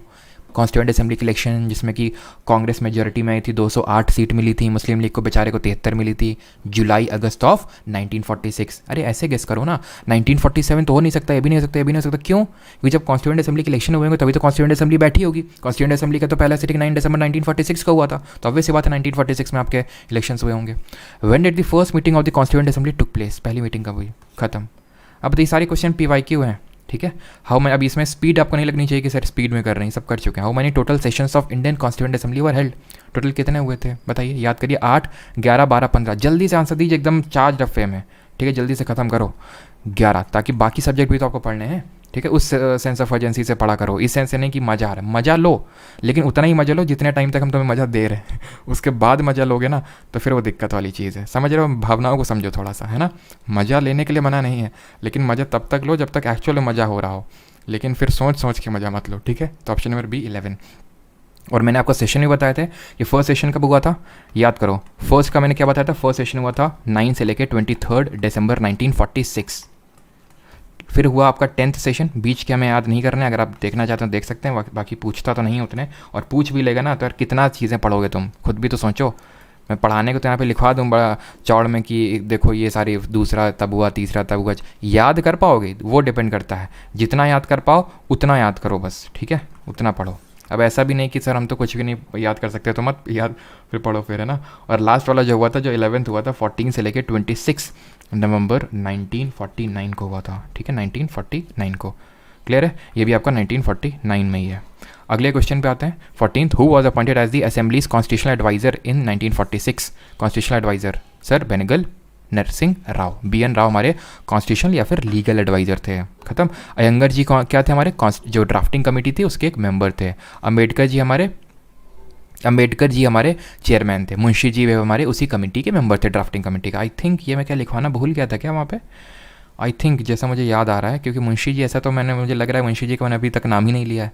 तो मुंशी जी आई थिंक वहाँ पे ने 6 बताए होंगे, गलती से ऐसा हो गया होगा तो देख लीजिएगा। वहाँ पे मुंशी भी के मुंशी भी हमारे थे। मुंशी जी का काम क्या होता है, हम मुंशी जी को किससे रिलेट करते हैं, लिखा पढ़ी के काम से, तो भाई ड्राफ्ट करने के काम से। तो मुंशी जी तो ऑब्वियस बात है ड्राफ्टिंग कमेटी के मेंबर होंगे। ठीक। 15th पे आते हैं, who was the chairman of the house committee of the constituent assembly? अब यहाँ पे आप फंसेंगे। भारत की संविधान सभा की हाउस कमेटी के अध्यक्ष कौन थे? पट्टाभी सीतारमैया, रमैया वस्तावैया, एवी ठक्कर या फिर जेबी कृपलानी या फिर के एम मुंशी जी? कौन थे हाउस कमेटी के चेयरमैन? अब यहाँ पे मैंने आपको कमेटी के चेयरमैन नहीं बताए हैं। याद करिए जब मैं आपको कमेटी पढ़ा रहा था तो मैंने बताया 8 मेजर और 13 माइनर कमेटीज़ बनी 8 मुख्य समिति और 13 लघु समितियाँ। लेकिन मैंने उसके क्या बोला कि हम आगे देखेंगे। अब वो समय आ गया है आगे देखने का, पीछे देखने का नहीं। लेफ्ट साइड में आप देख रहे हैं मेजर कमिटीज़, राइट साइड में आप देख रहे हैं माइनर कमिटीज़। कमिटीज़ क्यों बनी थी? ताकि काम को कैटेगराइज किया जा सके और एफएसआर वे में काम ना हो और एक तरह से दिक्कत ना हो। अब देखो यहाँ पे कमेटी के चेयरमैन तुमसे डायरेक्ट पूछता है। Union power committee, rules of procedure committee, provincial constitution committee, steering committee, drafting committee, adviser committee on fundamental rights, union constitution committee और स्टेट्स कमेटी, ये कमेटीज़ के नाम है। हिंदी मीडियम स्टूडेंट से गुजारिश करूँगा कि यह तो नहीं होगा तो मैं इसके नोट्स लगवा दूंगा हिंदी में भी, तो प्लीज़ एक बार देख लीजिएगा। अब यहाँ पे एक टिप देता हूँ मैं आपको, जिस भी नाम के आगे यूनियन तुम्हें दिखा मिल जाए उसके चेयरमैन नेहरू ही होंगे। ख़त्म बात। आई एम नॉट सेइंग कि नेहरू जी जो भी कमेटी का नाम यूनियन से शुरू हो रहा है उसके चेयरमैन होंगे। I am not saying that. I am saying that कि अगर यूनियन किसी कमेटी का नाम यूनियन से शुरू हो रहा है तो उसके पक्का नेहरू होंगे। अभी भी आप कंफ्यूज होंगे कि सर कहना क्या चाह रहे हैं। हम ये कहना चाह रहे हैं, देखो जवाहरलाल नेहरू लिखा है यहाँ पे, लेकिन क्या यहाँ पे यूनियन कमेटी यूनियन है क्या इसके नाम के आगे? नहीं है। तो यानी कि अगर यूनियन है तो पक्का नेहरू होंगे। छोड़ो यार सब, यूनियन होंगे तो नेहरू होंगे। एक और एक्स्ट्रा कमेटी है स्टेट। यूनियन और स्टेट हम पढ़ते हैं ना, यूनियन का मतलब क्या होता है? संघ होता है, सेंटर, राइट। स्टेट का मतलब क्या होता है? राज्य। तो ऐसे याद रख लो, जिस भी के नाम के आगे यूनियन या स्टेट होगा उसके नेहरू होंगे। तीनों याद हो गई आपको, हो गई याद यहीं के यहीं, आपको इसको रटने की जरूरत नहीं है। अब देखो प्रोविंशियल कॉन्स्टिट्यूशन कमेटी, हम सरदार पटेल जी की जन्म दिवस कब मनाते हैं, जिसको हम एकता दिवस के रूप में मनाते हैं? जरा बताइए कब इनका जन्म हुआ था, जिसको हम नेशनल यूनिटी डे के रूप में सेलिब्रेट करते हैं। अक्टूबर का मंथ है, याद करो कब होता है, लास्ट में है। ठीक है। तो प्रोविंसेस को हम क्यों मनाते हैं एकता दिवस? क्योंकि भारत को एक करने में सबसे बड़ा रोल इन्होंने, पटेल जी ने हमारे दिया था। प्रोविंसेस को भारत में सम्मिलित करने में इन्हीं का सबसे मुख्य रोल था। तो इसलिए हम बोल सकते हैं कि जो प्रोविंसेस को इंडिया में मर्ज किया वो सरदार पटेल जी ने किया। इसलिए प्रोविंशियल कॉन्स्टिट्यूशन कमेटी के हेड होंगे सरदार पटेल। 4 कमेटी याद हो गई। अब हमारे प्रेसिडेंट कौन थे कॉन्स्टिट्यूएंट असेंबली के? राजेंद्र प्रसाद जी थे। ठीक है। तो पी से प्रसाद और पी से प्रोसीजर, या फिर प्रोसीजर कौन बनाएगा? जो सबसे बड़ा हेड होगा ना वही तो प्रोसीजर बनाएगा। तो रूल्स ऑफ प्रोसीजर कमेटी के हेड कौन थे? डॉक्टर राजेंद्र प्रसाद। स्टीयर करने का काम, स्टीयरिंग का मतलब होता है देखना, एक तरह से ऐसे समझ लो आप। तो स्टीयर भी देखा देखी, मतलब एक तरह से देख रेख कौन कर रहे थे? राजेंद्र प्रसाद जी हमारे। कॉन्स्टिट्यूशन को ड्राफ्ट, ये तो सबको याद है, ड्राफ्टिंग कमेटी है तो अभी देख के हैं। अब बचती है एक committee, advisory committee on fundamental rights, minorities and tribal and excluded areas. तो बस इसको याद कर लो, सरदार पटेल थे, बाकी तो सब याद ही हो गए। याद करो, यूनियन अगर स्टेट के नाम के आगे है नेहरू होंगे। आपको देखना नहीं क्या कमेटी का पूरा नाम है, खत्म। ठीक। प्रोविंसेस को भारत में किसने शामिल किया? पटेल जी ने। ड्राफ्टिंग कमेटी सबको पता है, और प्रोसीजर बनाने का काम और उन प्रोसीजर की देखा रेखी का काम, स्टीयरिंग करने का काम राजेंद्र प्रसाद जी का था। Committee on advisory committee on fundamental right, minorities, tribal and excluded area, Sardar Patel ji. अब यहाँ पे आ जाओ, लपक के एकदम आओ माइनॉरिटीज़ कमेटी में। ठीक है। कानपुर वाले थोड़ी थोड़ी समझ जाते होंगे ये मेरे जो टर्म्स मैं यूज़ करता हूँ लपक के, है ना। और पता है लपक के मुझे टर्म कहाँ से याद है? मैं पहले ये टर्म को यूज़ नहीं करता था। फिर एक दिन मैंने अपने कनपुरिया दोस्त को फ़ोन लगाया मैंने कहा भाई क्या कर रहा है? भाई बस बोला अभी लपक के सोया हूँ और अभी उठा हूँ बस। तब से वो पता नहीं है जो मेरे दिमाग में वो जो लपक वर्ड है ये इंस्क्राइब हो चुका है। ठीक है। तो जब भी मेरे ब्रेन को हो सकता है जब पोस्टमार्टम वगैरह किया जाए तो उसमें लपक वर्ड जो है ज़रूर मिलेगा वहाँ पे। खैर इंस्क्राइब जैसे नहीं, इंस्क्रिप्शन होते थे हम लोगों की स्ट्रीम पढ़ेंगे। तो खैर अभी कमिटीज़ देखते हैं। Committee on the functions of the constituent assembly, जीवी मावलंकर। नाउ जीवी मावलंकर से क्या याद आना चाहिए? इन्होंने कॉन्स्टिट्यूएंट असेंबली को हेड किया था जब constituent assembly met as a law making body और अ लेजिस्लेटिव बॉडी, ठीक है। और यही हमारे लोकसभा के पहले स्पीकर थे। Ad hoc committee on citizenship, S Varadachari, इसमें थोड़ा सा दिमाग लगेगा, ठीक है। इसमें तो कोई दिमाग नहीं लगा, मैंने आपको याद करवा दी, इसमें थोड़ा सा रटना को पड़ेगा। Press gallantry committee Usha Nath Sen, not that much important, उतनी इंपॉर्टेंट नहीं। क्रेडेंशियल्स कमेटी इंपॉर्टेंट है, अल्लादी कृष्ण स्वामी है। Order of business committee, Munshi ji business संभाल रहे थे पूरा, क्योंकि मुंशी जी का काम क्या होता है, लिखा पढ़ी यानी बिजनेस का काम होता है। राजेंद्र प्रसाद जी एक माइनॉरिटी कमेटी के को भी हेड कर रहे थे, उसका नाम था फाइनेंस और स्टाफ कमेटी। फाइनेंस देख रहे थे, पैसा उसी के हाथ में दिया जाएगा जो हेड होगा। कमेटी ऑन चीफ कमिश्नर की जो हमारी प्रोविंस थी उसमें पट्टा भी सीतारमैया, ठीक है। हाउस कमेटी, घर की देख रेख कौन करा था, पट्टा भी सीतारमैया। ऐसे याद रखिए, सीतारमैया वस्ता हुई करके उससे थोड़ा उस मूवी से रिलेट करने की कोशिश कीजिए। मूवी का नाम तो मुझे याद नहीं है, आई थिंक यही कुछ था, रमैया वस्ता हुई करके, तो उससे आप रिलेट कर सकते हैं बिकॉज उसमें सब पूरा घर वर का ही दिखाया गया है ना। तो house committee Pattabhi Sitaramayya. Ad hoc committee on the supreme court, S Varadachari, S से आपका सुप्रीम कोर्ट याद हो जाएगा, S Varadachari supreme court. Expert committee on financial provision, Nalini Ranjan Sarkar, not that much important. ये 10 हैं सर, आपने तो 13 बोली थी माइनर कमेटीज़, बिल्कुल। इसमें कुछ और हैं जो मैं रिकॉल कर पा रहा हूँ, यहाँ पे मैं लिख देता हूँ, ठीक है। एक तो थी आपकी लिंग्विस्टिक प्रोविंसेस कमेटी, एक सेकेंड, एक थी आपकी लिंग्विस्टिक का मतलब क्या होता है, भाषा के आधार पे, ठीक है। लिंग्विस्टिक प्रोविंसेस कमीशन था ये, इसको किया था एस के धार जी ने हेड किया था, एस के धार। इसको कैसे याद रख सकते हैं, क्योंकि ये हम पढ़ेंगे आगे, ये लिंग्विस्टिक प्रोविंसेस कमीशन एस के धार जी ने किया था कि भाई स्टेट लिंग्विस्टिक बेसिस पे बनने चाहिए फिर नहीं बनने चाहिए। एक और थी आपकी ad hoc committee on flag, that is very committee important. Ad hoc का मतलब क्या होता है, एडहॉक का मतलब होता है टेम्पररी। जब हम पार्लियामेंट्री कमिटीज़ चैप्टर पढ़ेंगे तो वहाँ भी एडहॉक वर्ड का आप वहाँ पे मेंशन देखेंगे, उसका मतलब होता है टेम्पररी बेसिस पे।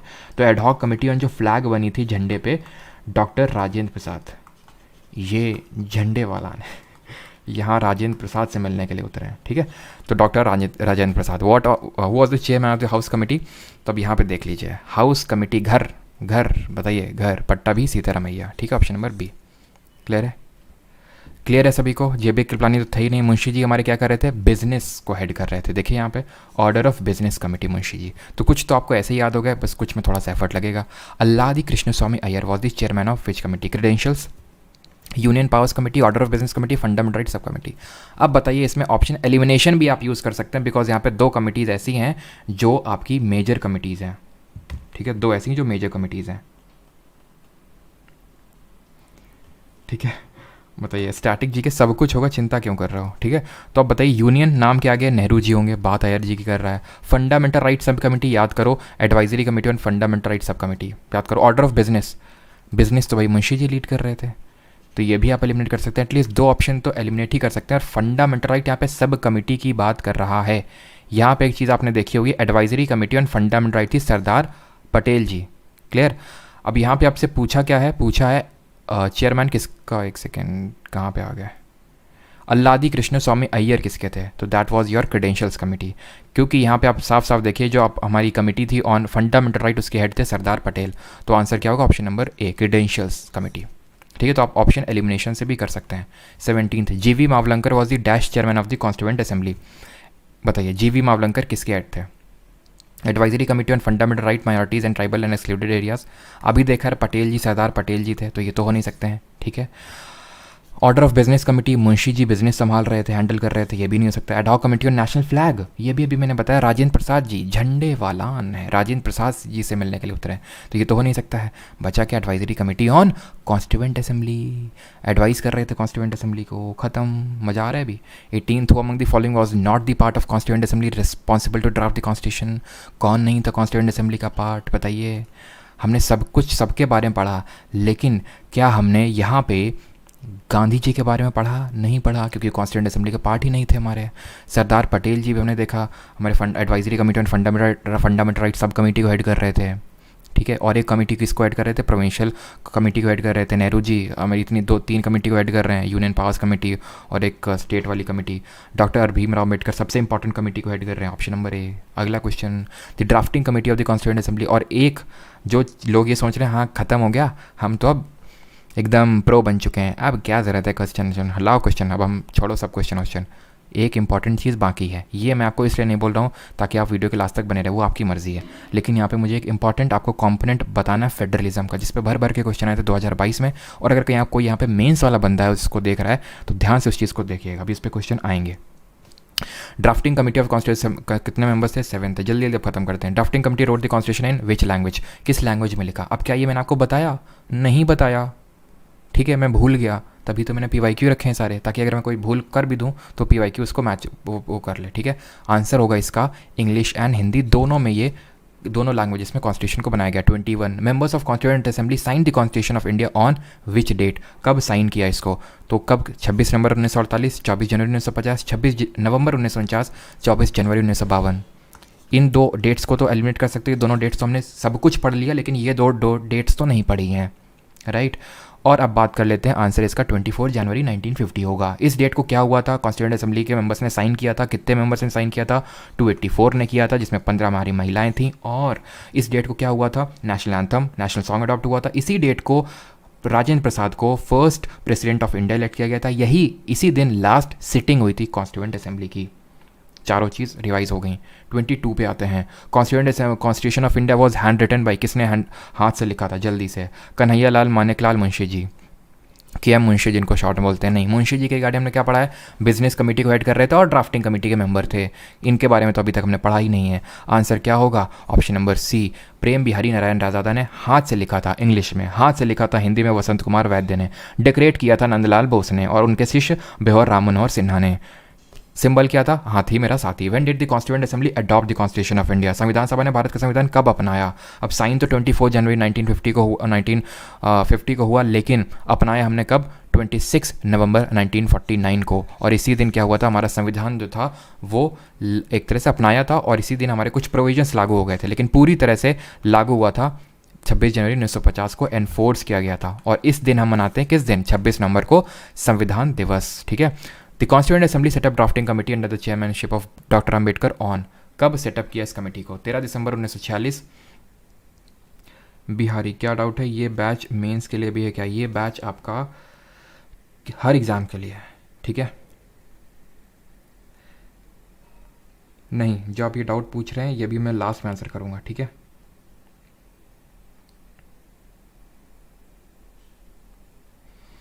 और कृपया रेलेवेंट डाउट भेजें, ठीक है। जो इक्का दुक्का लोग इस तरह के डाउट भेज रहे हैं वो नहीं एंटरटेन किए जाएंगे बिल्कुल। तो आंसर क्या होगा? 13 दिसंबर 1946 को हमारा ऑब्जेक्टिव रेजोल्यूशन क्या किया गया था? मूव किया गया था अम्बेडकर जी के द्वारा। 22 जनवरी 1947 को अडॉप्ट किया गया था। इस डेट को तो कुछ हुआ ही नहीं था। 29 अगस्त 1947 को ड्राफ्टिंग कमेटी को सेटअप किया गया था। ये क्या पढ़ा था? वहाँ पे नहीं पढ़ा था, तो इसको ऐड करना है। जो नोट्स बना रहे हैं वही ड्राफ्टिंग कमेटी में आप इस चीज़ को ऐड कर लेंगे। 29 ये क्योंकि प्रीवियस ईयर का है। ऐसे रैंडम क्वेश्चन तो ठीक है, रैंडम है भाई। डेट अब किस कमेटी का पूछ ले अब सर, क्या हर कमेटी का डेट का सेटअप याद रखें? नहीं, जो जनरल चीज़ें थी मैंने आपको बता दी शुरुआत में। अब जो PYQs हैं वो किए ले रहे हैं, इसके बाद करने की ज़रूरत ही नहीं है, ज़रूरत ही नहीं है बिल्कुल। बस उसी को बार बार आपने रिवाइज़ करना है, ख़त्म।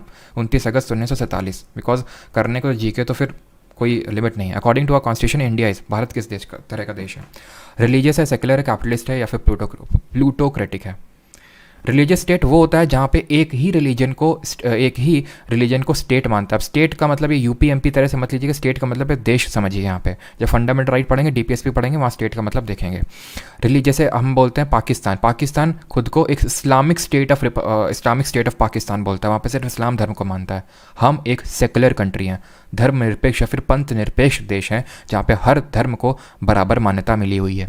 ये टर्म हमारा प्रियम्बल में भी, जो कल चैप्टर देखेंगे उसमें भी लिखा हुआ है। ये जो वर्ड है सेकुलर, ये हमारा 40, चलो वो तो कल देखेंगे, 42nd अमेंडमेंट से ऐड हुआ, लेकिन इस चीज़ का मतलब आपको पता होना चाहिए। कैपिटलिस्ट स्टेट वो होता है जहाँ पे सिर्फ पूंजीवादी, जिसको देश बोलते हैं, जहाँ पे सिर्फ और सिर्फ किसको मान्यता दी जाती है? एक तरह से पूरा जो मार्केट है उसको कौन कंट्रोल कर रहा है? पूरे एक तरह से सब कुछ एक तरह से अमीर लोगों के या फिर जो इंडस्ट्रियल लोग हैं उनके हाथ में है। जैसे फॉर एग्जांपल रेलवे को प्राइवेटाइज़ कर दें गवर्नमेंट, हर PSU को प्राइवेटाइज़ कर दे, सब कुछ कर दे, कहीं गवर्नमेंट का रेगुलेशन हो ही ना, उसको बोलते हैं कैपिटलिस्ट स्टेट। हमारा इंडिया है ना, वो एक मिक्स्ड इकोनॉमी है।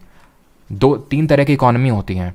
एक तो होती है सोशलिस्ट इकोनॉमी। सोशलिस्ट इकोनॉमी वो होती है जहाँ पे सारा कुछ गवर्नमेंट के हाथ में होता है। कैपिटलिस्ट होती है जहाँ पे सारा कुछ किसके हाथ में होता है? इंडस्ट्रीज़ जो हमारे अमीर, जैसे मान लो अडानी अंबानी, ये सब लोग पूरा कर रहे हैं, ठीक है। और मिक्स्ड होता है जहाँ पे सोशलिस्ट और कैपिटलिज्म का दोनों का ये मिक्स होता है, जो कि इंडिया में है। कहीं पे गवर्नमेंट का है, मोनोपोली है कर रखा है कि यहाँ पे प्राइवेट घुस नहीं सकता, और ज़्यादातर जगहों में हमारा प्राइवेट भी खेल सकता है। प्लूटोक्रेटिक वो होता है, प्लूटोक्रेटिक स्टेट, जहाँ पे गवर्नमेंट बाई, आप ऐसे समझ सकते हो, गवर्नमेंट बाई रिच पीपल, यानी कि जो अमीर लोग हैं वो रूल कर रहे हैं। ये यूरोपियन देशों में पहले, बहुत पहले हुआ करता था, ठीक है। ऑप्शन नंबर बी आंसर होगा। और हम डेमोक्रेटिक हैं, ये पता होगा डेमोक्रेसी का मतलब क्या होता है। तो डेमोक्रेसी की बहुत अच्छी डेफिनेशन दी थी अब्राहम लिंकन ने, कि democracy is the government of the people, bye the people and for the people, ठीक। ये डेमोक्रेसी की डेफिनेशन लिंकन जी ने दी थी, अब्राहम लिंकन। संविधान दिवस खत्म। Republic means ultimate power held in, इसको क्या मैं स्किप कर दूं? इसको मैं स्किप कर देता हूँ। मैं आपको इसका मतलब बताऊंगा जब हम लोग प्रियम्बल देखेंगे। रिपब्लिक का मतलब होता है कि head of the state is elected, लेकिन अभी उस पर फोकस नहीं करते हैं, कल के लेक्चर में देखेंगे। Ceremony that marks the end of Republic day celebrations is, अब बताइए ये क्या हम लोगों ने किया नहीं किया, लेकिन सीजीएल में पूछा गया है, 2022 में ही पूछा गया ये क्वेश्चन। तो end of Republic day celebration किससे होता है? जब हम रिपब्लिक डे मनाते हैं क्यों? 26 जनवरी 1950 को हमने कॉन्स्टिट्यूशन एनफोर्स किया था इसलिए। और ये ख़त्म होता है बीटिंग रिट्रीट सेरेमनी। आपने इस तरह से, ओहो यहाँ पे पिक्चर लगाना मैं भूल गया, मैंने लगाई तो थी, आई थिंक, पता नहीं क्या हुआ, चलो कोई नहीं। बीटिंग रिट्रीट सेरेमनी से होता है। अब थोड़ा सा यहाँ पे कुछ चीज़ें आपको बता देना चाहता हूँ, जो इंडिपेंडेंस डे और रिपब्लिक डे में क्या किस तरह से चीज़ें होती हैं, बिकॉज ये कोई चैप्टर नहीं अलग से जहाँ पे आपको कराऊंगा, ऐसे ही मुझे आपको करवाना पड़ेगा, ठीक है। इंडिपेंडेंस आई होप पता होगा 15 अगस्त 1947 को।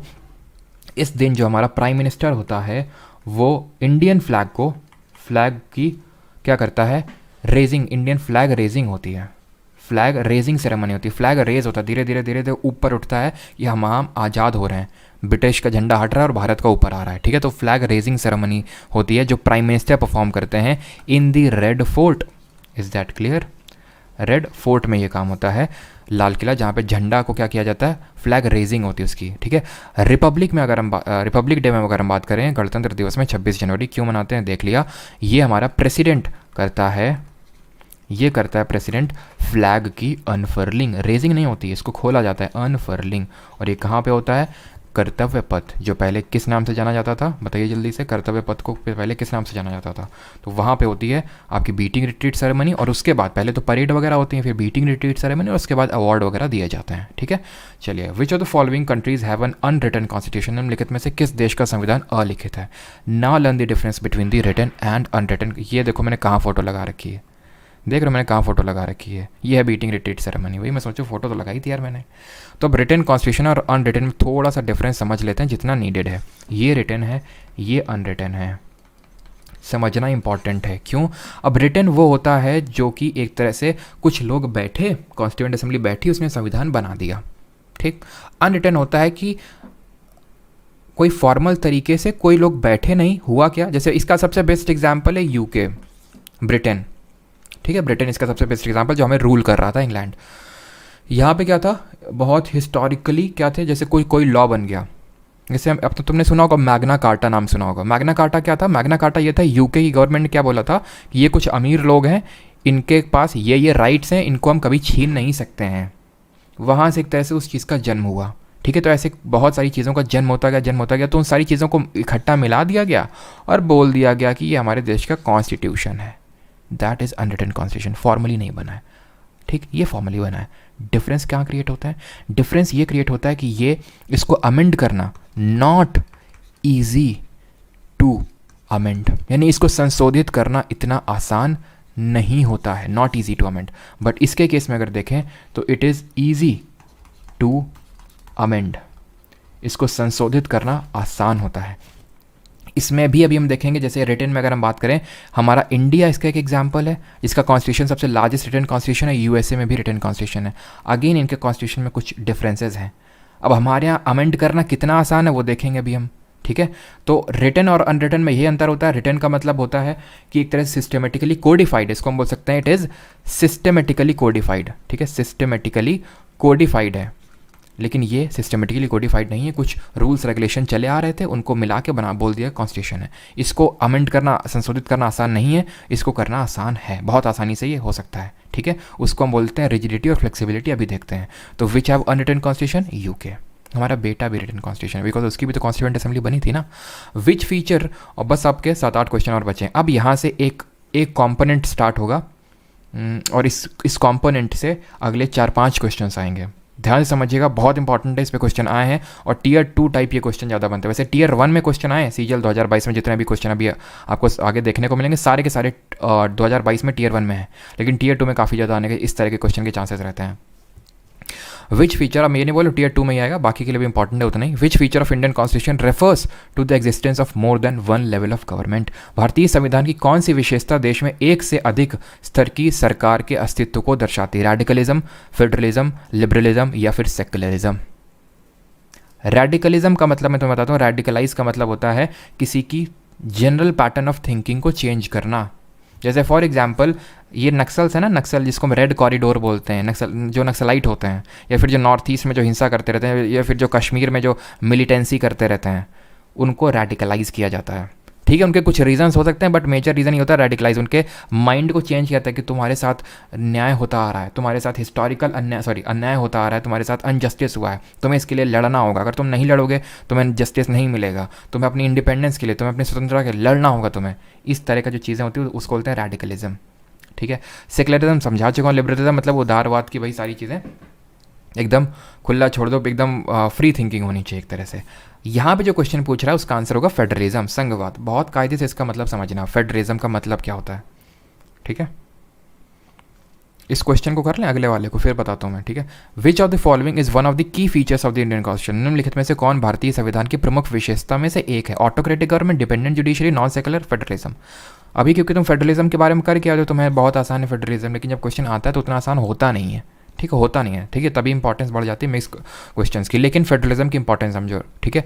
अब ऑटोक्रेटिक गवर्नमेंट क्या होती है? ऑटो निरंकुश सरकार, मतलब एक तरह से तानाशाही वाली सरकार। क्या भारत में तानाशाही वाली सरकार है क्या? भाई मीडिया चैनल्स पे या फिर अपोजिशन की बात सुन के मत जाना। हमारी इंडिया में डेमोक्रेसी है, चाहे वो कोई भी गवर्नमेंट रही हो, चाहे वो बीजेपी रही हो, चाहे कांग्रेस रही हो, डेमोक्रेसी हमारे यहाँ, ऑटोक्रेटिक गवर्नमेंट नहीं है ना।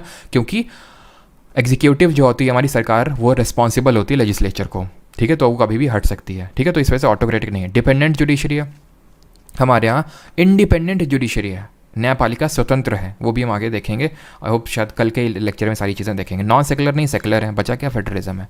अब फेडरलिज्म का मतलब पता है क्या होता है? फेडरलिज्म का मतलब होता है, क्वेश्चन अभी रियल क्वेश्चन नहीं आया फेडरलिज्म पे। रियल क्वेश्चन तो ये जो मेरी ये स्लाइड दिख रही है ना, इससे अभी रियल क्वेश्चन बनेंगे।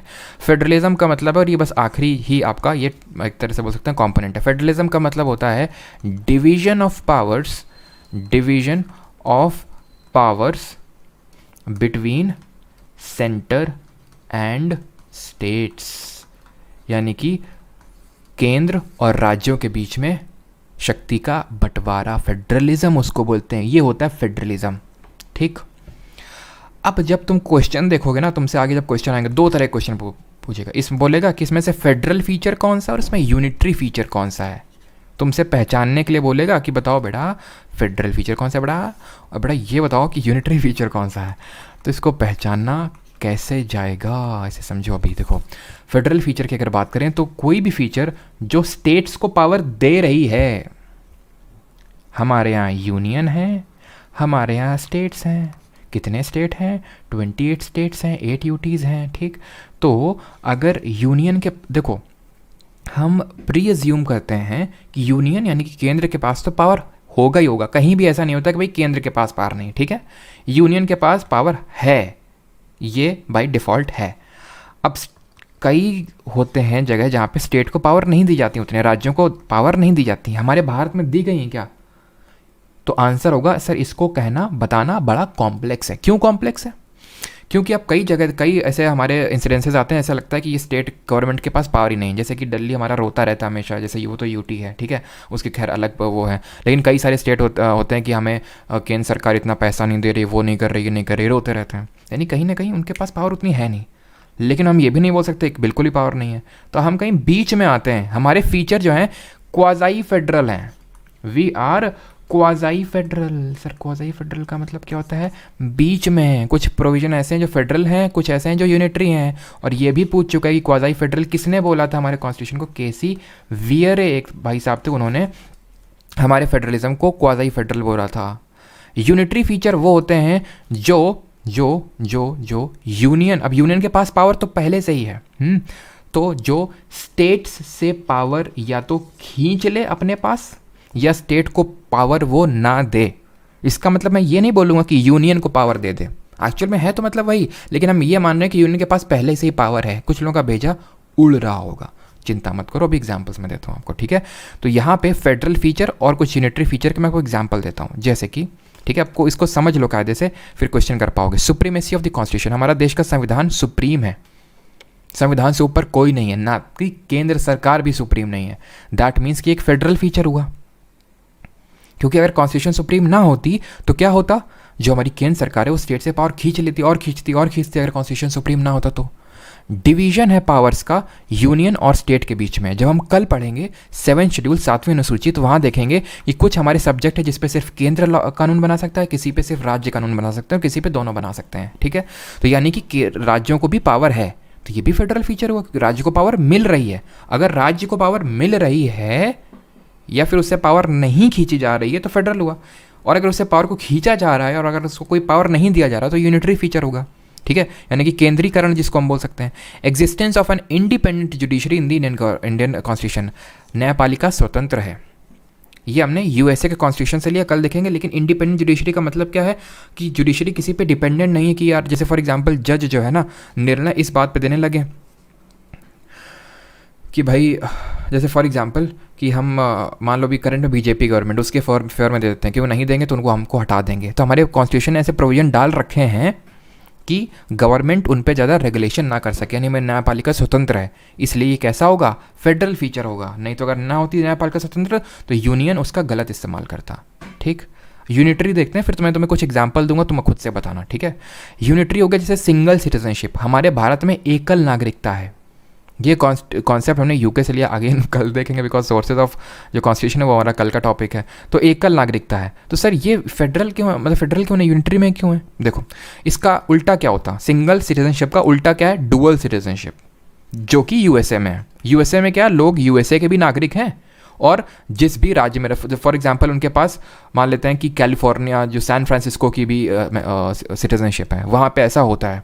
जैसे फॉर एग्जांपल मैं बोल दूँ कि मैं भारत का नागरिक हूँ और मैं यूपी का नागरिक हूँ, लेकिन हम ऐसे बोलते हैं क्या? नहीं बोलते हैं, हम बोलते हैं मैं भारत का नागरिक हूँ लेकिन मैं यूपी का निवासी हूँ, बिहार का निवासी हूँ, मैं नागरिक एक ही है।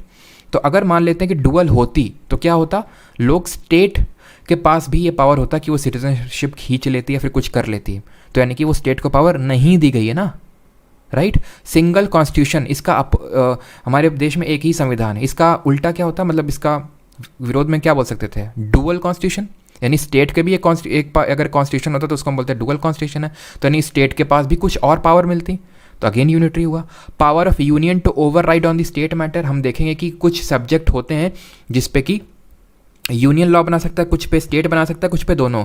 लेकिन कभी कभी क्या होता है, स्टेट वाले पे यूनियन घुस सकता है, कुछ ऐसे हमारे एक्सेप्शनल 5 केसेस होते हैं, वो हम देखेंगे, ठीक है। तो ये भी यूनिटरी हुआ। ड्यूरिंग इमरजेंसी के टाइम पे आप देखते हो, इमरजेंसी के टाइम पे केंद्र सरकार का कंट्रोल हो जाता है, प्रेसिडेंट रूल के टाइम पे केंद्र सरकार का रूल हो जाता है, यानी सब यूनिटरी फीचर के तहत आएंगे।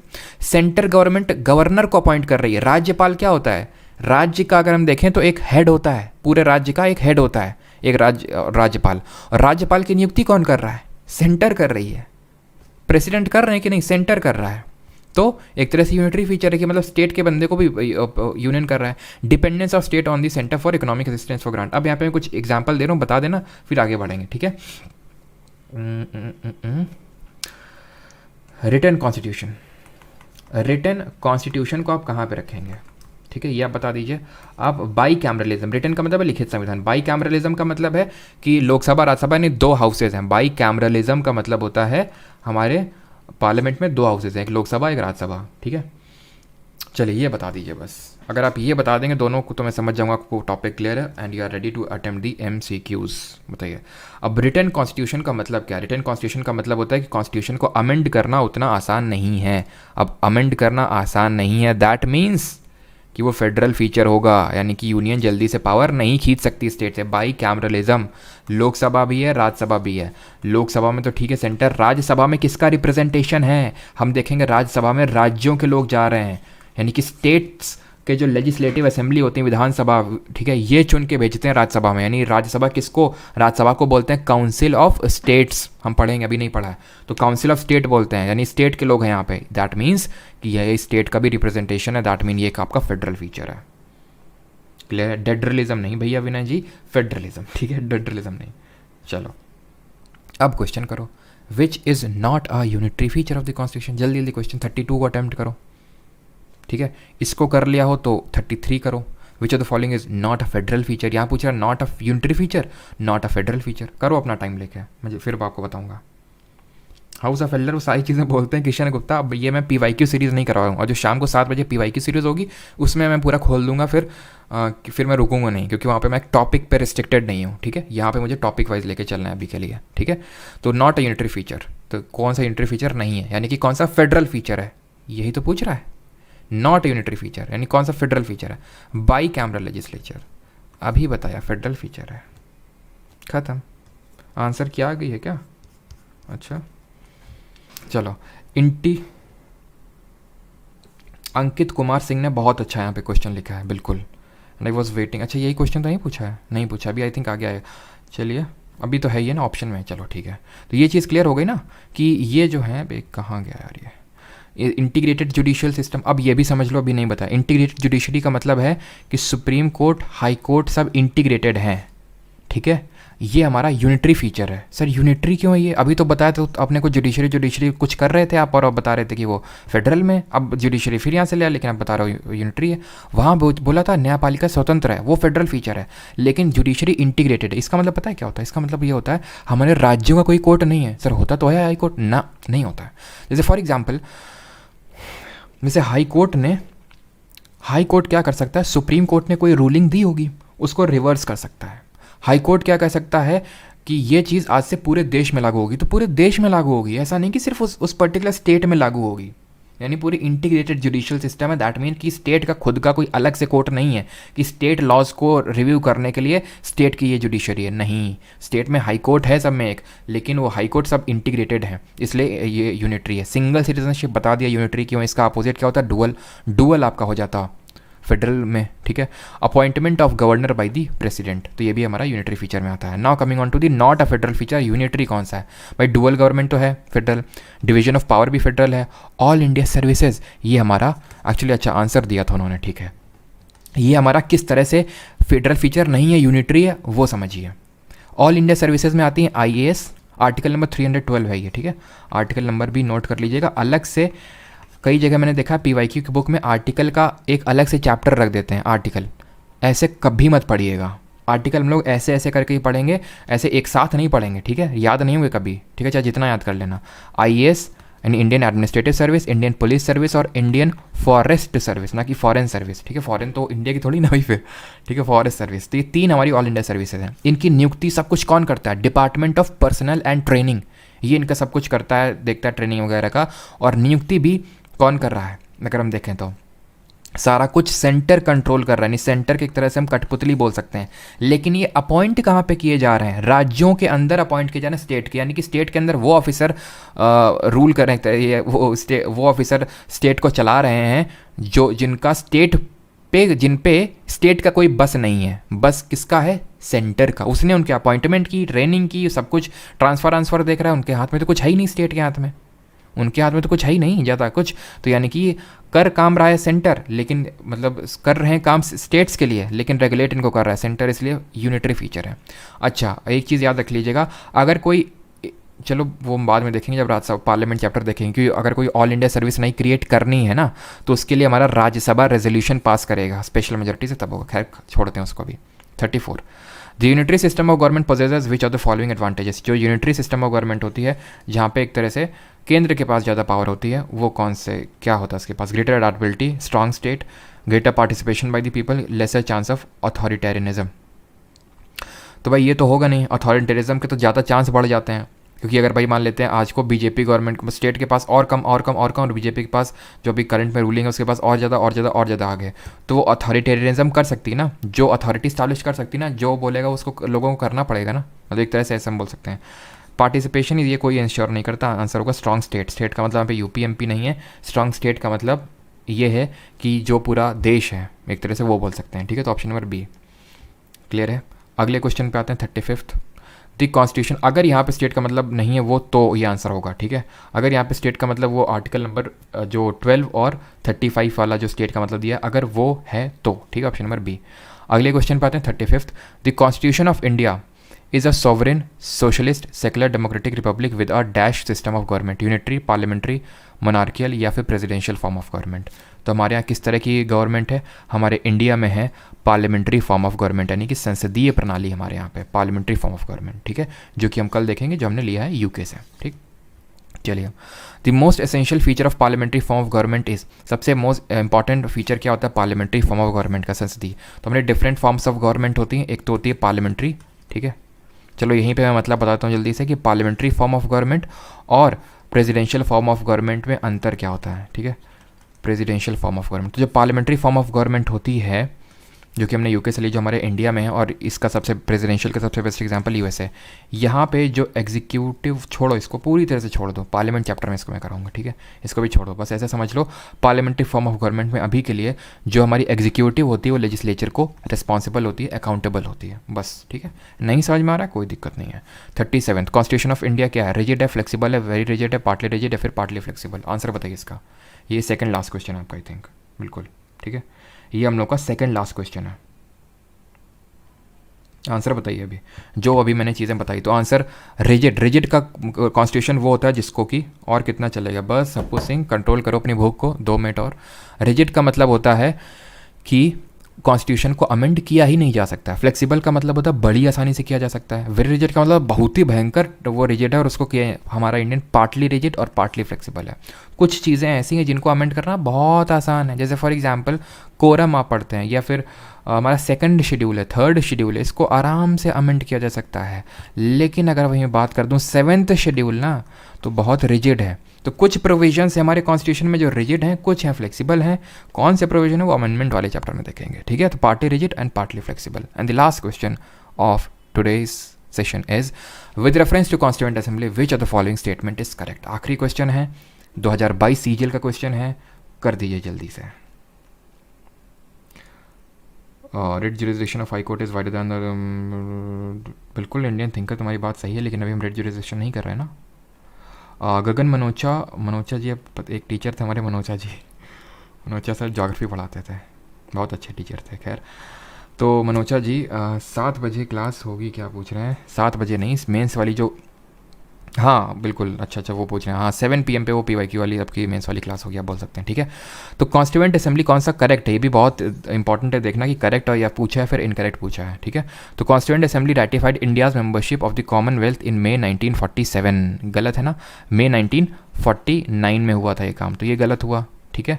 ध्यान से पढ़ के क्वेश्चन को अटैम्प्ट करिए, स्टेटमेंट को, नहीं तो फिर वही होगा कि हमने तो सर इतना किया, तो हमारी जब आंसर किया तो इतने ही हमारे सही निकले, हमारे साथ जाती हुई है, वो जाती नहीं हुई है, आपने जल्दी जल्दी माँ कर दी, आपको वहाँ लगा सही है, लेकिन एक्चुअल में आपने कुछ चीज़ मिस कर दिया वहाँ पे, ठीक है। तो जल्दी रखनी है, लेकिन आप फोकस को नहीं खोना वहाँ पे। Constituent assembly adopted the national anthem, बिल्कुल सही है। नेशनल एंथम को, नेशनल सॉन्ग को, और Rajendra Prasad as the first आप हेड, और मतलब फर्स्ट प्रेसिडेंट, और कॉन्स्टिट्यूशन में साइन, वो सारा कुछ 24 जनवरी 1950 का हुआ था। नेशनल सॉन्ग को अडॉप्ट कब किया था? 1950 को, ठीक है। नेशनल फ्लैग को कब अडॉप्ट किया था? 22 जुलाई 1947 को। और यहाँ पे होता है हमारा ख़त्म, ओह ठीक है। तो यहाँ पे हमारी चीज़ें होती हैं ख़त्म, और अब डाउट पूछो तुम्हारे, नाना प्रकार के डाउट जो मैं देख रहा था तुम्हारे, नाना प्रकार के, तो वो अब नाना प्रकार के डाउट को दादा प्रकार से आंसर किया जाता है। चलो, कि कब तक ये वीडियो रहेगा? तो ये वीडियो क्योंकि पहला वीडियो है, फर्स्ट वीडियो है, तो as a polite gesture from my side ये वीडियो हमेशा रहेगा यूट्यूब पे, ठीक है। सिर्फ यही वीडियो, कल से जो वीडियोस होंगे वो अगले 30 मिनट्स के लिए। जैसे फॉर एग्जांपल ये अभी 12:42 हो रहा है, तो मान सकते हैं कि 1:15 या 1:30 तक ये वीडियो रहेगा, उसके बाद प्राइवेट हो जाएगा।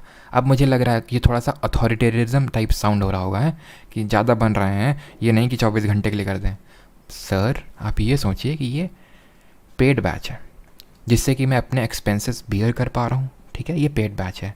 और ताकि अगर कोई ये भी ना कर सके, वो ना कर सके, तो वो लाइव देख सके, इसलिए मैं इसको लाइव स्ट्रीम कर रहा हूँ। नहीं तो कायदे से एप्लीकेशन के अंदर होता। तो आप ये जितना पढ़ पा रहे हैं, जैसे मान लो किसी को मेकिंग ऑफ कॉन्स्टिट्यूशन समझना है या फिर ये समझना है कि सर पढ़ाते कैसा है, तो पढ़ाते तो खैर मेन वो नहीं, क्योंकि सारे ही लेक्चर्स आपके रहेंगे, ठीक है। हो सकता है कि मैं पहले वाले को स्ट्रीम कर देता ये दिखाने के लिए कि मैं पढ़ाता कैसा हूँ, और मैं इसमें काफ़ी अपना मतलब चीज़ें अच्छी अच्छी करता, ठीक है, ताकि आप लोग कोर्स में आते। लेकिन यहाँ पे मैं आपसे बोल रहा हूँ हर लेक्चर स्ट्रीम होगा यार यूट्यूब पे, चिंता क्यों कर रहे हो, ठीक है।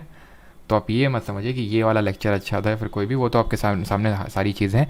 बस मेरा टारगेट मतलब ये है कि भाई अगर कोई बैच भी नहीं वो कर सकता है तो, या फिर जो मैंने आपको पहले बोला था, अगर किसी को कोई टॉपिक पढ़ना है, वो बैच में इनरोल करना चाहता है तो वो यहाँ से देख सकता है। बट बैच में जैसे आप आते हैं तो ये रिकॉर्डिंग्स, 100 जो नोट्स होंगे डिजिटल फॉर्मेट में, और आपके जो क्या क्विजेज़ वगैरह में ध्यान रखिएगा। चलो क्विजेज़ वगैरह संडे को होंगी आपकी, ठीक है, अभी के लिए क्विजेज़ संडे को होंगी, जहाँ पे जो भी हमने मंडे टू फ्राइडे करेंगे उसका आपका मिक्स्ड टेस्ट होगा। वो टेलीग्राम पे आई थिंक होगा, नहीं तो ऐप में हो जाएगा, कहीं तो होगा, ठीक है।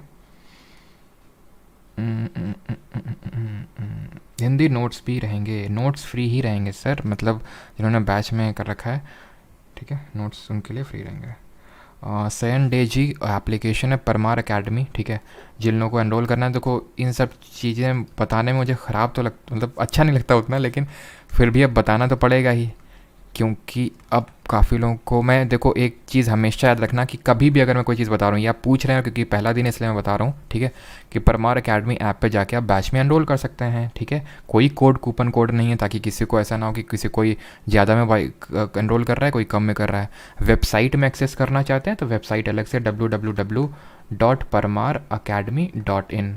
अभी आप काफ़ी लोगों की क्वेरीज़ होती हैं, तो अभी कोई अलग से नंबर है नहीं, या तो मैं पढ़ा लूँ या तो मैं आपके डाउट क्वेरीज़ आंसर कर लूँ। तो इसी वजह से 1 हफ्ते का टाइम दीजिए, इसके बाद एक नंबर मैं आपको अलग से दे दूँगा, जहाँ पे कुछ क्वेरी है आपकी तो वहाँ पे आप भेज सकते हैं, ठीक है। ये वेबसाइट है www.parmaracademy.in। ये एप्लीकेशन है जिसका लिंक आई थिंक डिस्क्रिप्शन में होगा, उसको ज्वाइन कर सकते हैं। इसमें जो प्राइवेट टेलीग्राम ग्रुप होगा उसका लिंक आपको अंदर ही मिलेगा, अलग से कहीं आप ये मत सोचिए कि आप व्हाट्सएप करेंगे तो वहाँ भेजूंगा, नहीं, उसके अंदर ही होगा आपका लिंक, ठीक है। कोई अगर मान लेते हैं कि पेमेंट अगर करता है फिर भी नहीं आपका ओपन होता, बैच नहीं दिखाता, बाई नाउ का ऑप्शन आता है, तो जब आप ऐप को खोलते हैं ना, तो जो सबसे पहला इंटरफेस आता है उसमें बीच में नीचे आता है परचेज्ड कोर्सेज, ऐसा कुछ आता है, कुछ परचेज्ड, व्यू परचेज्ड ऐसा करके कोई सेक्शन आता है, वहाँ पे क्लिक करिएगा, वहाँ वो दिखा देगा, ठीक है। चलिए, अब किसी को कोई डाउट नहीं होगा। रोज़ कितने घंटे क्लास होगा, that does not depend, that depends कि टॉपिक हम लोग क्या कर रहे हैं, टॉपिक पे डिपेंड करता है, ठीक है, कि कब कितना वो टाइम लेगा।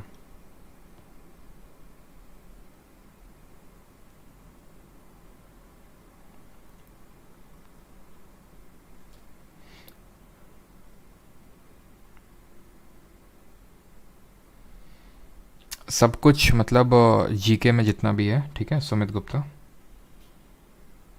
हाँ, ये सिर्फ यही है, अनिमेश देवनाथ, या फिर सभी को बता दूँ सिर्फ यही है। बाकी तो जो PYQ सीरीज़ है वो सब कुछ यार रहेगा, ठीक है, मतलब रिकॉर्डिंग सब कुछ रहेगा, चिंता ना करो। ये बैच क्या, इसलिए मैं बोल रहा हूँ कि मैं इसको लाइव वो कर रहा हूँ। बाकी जो नेटो सीरीज़ है या फिर कुछ भी जो भी करेंगे सब कुछ यार फ्री रहेगा। अब मुझे भाई सिंपल सा है, मुझे भी थोड़े खर्चे निकालने हैं कि नहीं निकालने, बताइए। अगर मैं कुछ करवाना चाहता हूँ, मैंने आपके लिए कुछ और सोच रहा हूँ, ठीक है, एक चीज़ करवाने को, कुछ शॉर्ट वीडियो में लोग शायरी वायरी डालते हैं, लेकिन मैं सोच रहा हूँ कि शॉर्ट वीडियो का कुछ, यूट्यूब का शॉर्ट फीचर उसका कुछ अच्छा इस्तेमाल किया जाए, और वहाँ पे मैं कुछ शॉर्ट में जो मैं PYQ सीरीज़ में जो चीज़ करवाऊँगा उसका शॉर्ट कॉन्सेप्ट कुछ बना के, जैसे कई बार होता है स्टूडेंट को सर्च करने में दिक्कत आती है, जैसे उनको कोई टॉपिक पढ़ना है। लास्ट टाइम में हुआ क्या, स्टूडेंट को जैसे मान लेते हैं विजयनगर पढ़ना है, चोला पढ़ना इंपॉर्टेंट टॉपिक था, तो अब स्टूडेंट को पता नहीं कि सर ने किस लेक्चर में इसको करवाया, कहाँ पे करवाया, तो उसको मैं शॉर्ट फॉर्म में यूट्यूब के जो शॉर्ट्स होते हैं उस फीचर का यूज़ करके मैं डलवाऊँगा। तो वो मैं ये सारी चीज़ें मैं नहीं कर सकता हूँ ना, तो उसके लिए बस है। बाकी यहाँ पे मैं कोई जस्टिफाई करने नहीं आया हूँ, वो आप पे डिपेंड करता है, ना ही मैं करूँगा, क्योंकि आज पहला लेक्चर था, दैट इज़ वाई।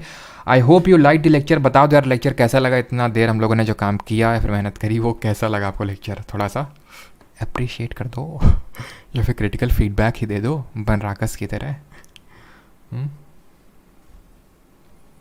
CDS के लिए क्लास ये नहीं है, यूपीएससी के लेवल का ये बाकी जो आप स्टेट पीसीएस या फिर कुछ भी आप बैठ जाओ, यूपीएससी के थोड़ा सा अलग चीज़ें होती है पूछने की, ठीक है, अलग तरह से पूछता है वो। आपका परमार ऑफिसर्स चैनल है, वहाँ पे होता है सीडीएस का क्लास, ठीक है, क्लियर है।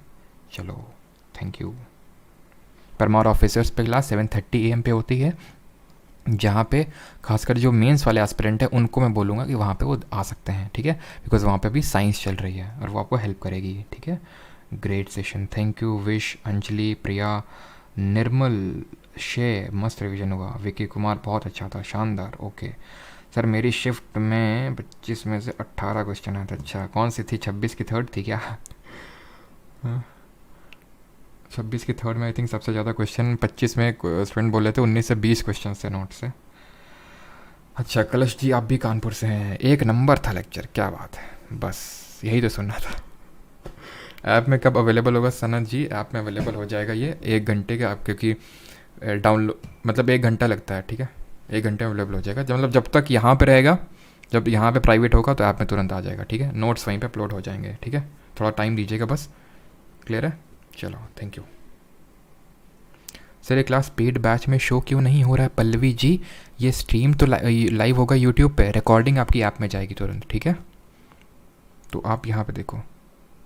सर आपको मिलना है, बिल्कुल मिलेंगे, क्यों नहीं मिलेंगे। बेहतरीन Pooja ji, okay, wisdom, thank you thank you. गर्दा काट दिया बेटा, हप्पू गर्दा काटा नहीं जाता है, उड़ाया जाता है, ठीक है। अपनी टर्मिनोलॉजी को सही करो तुम। चलो भाई थैंक यू सभी को, मिलते हैं कल, एंड नॉट कल, शाम को मिलते हैं 7 PM पे, ठीक है। चलिए रिवाइज कर लेना, थैंक यू।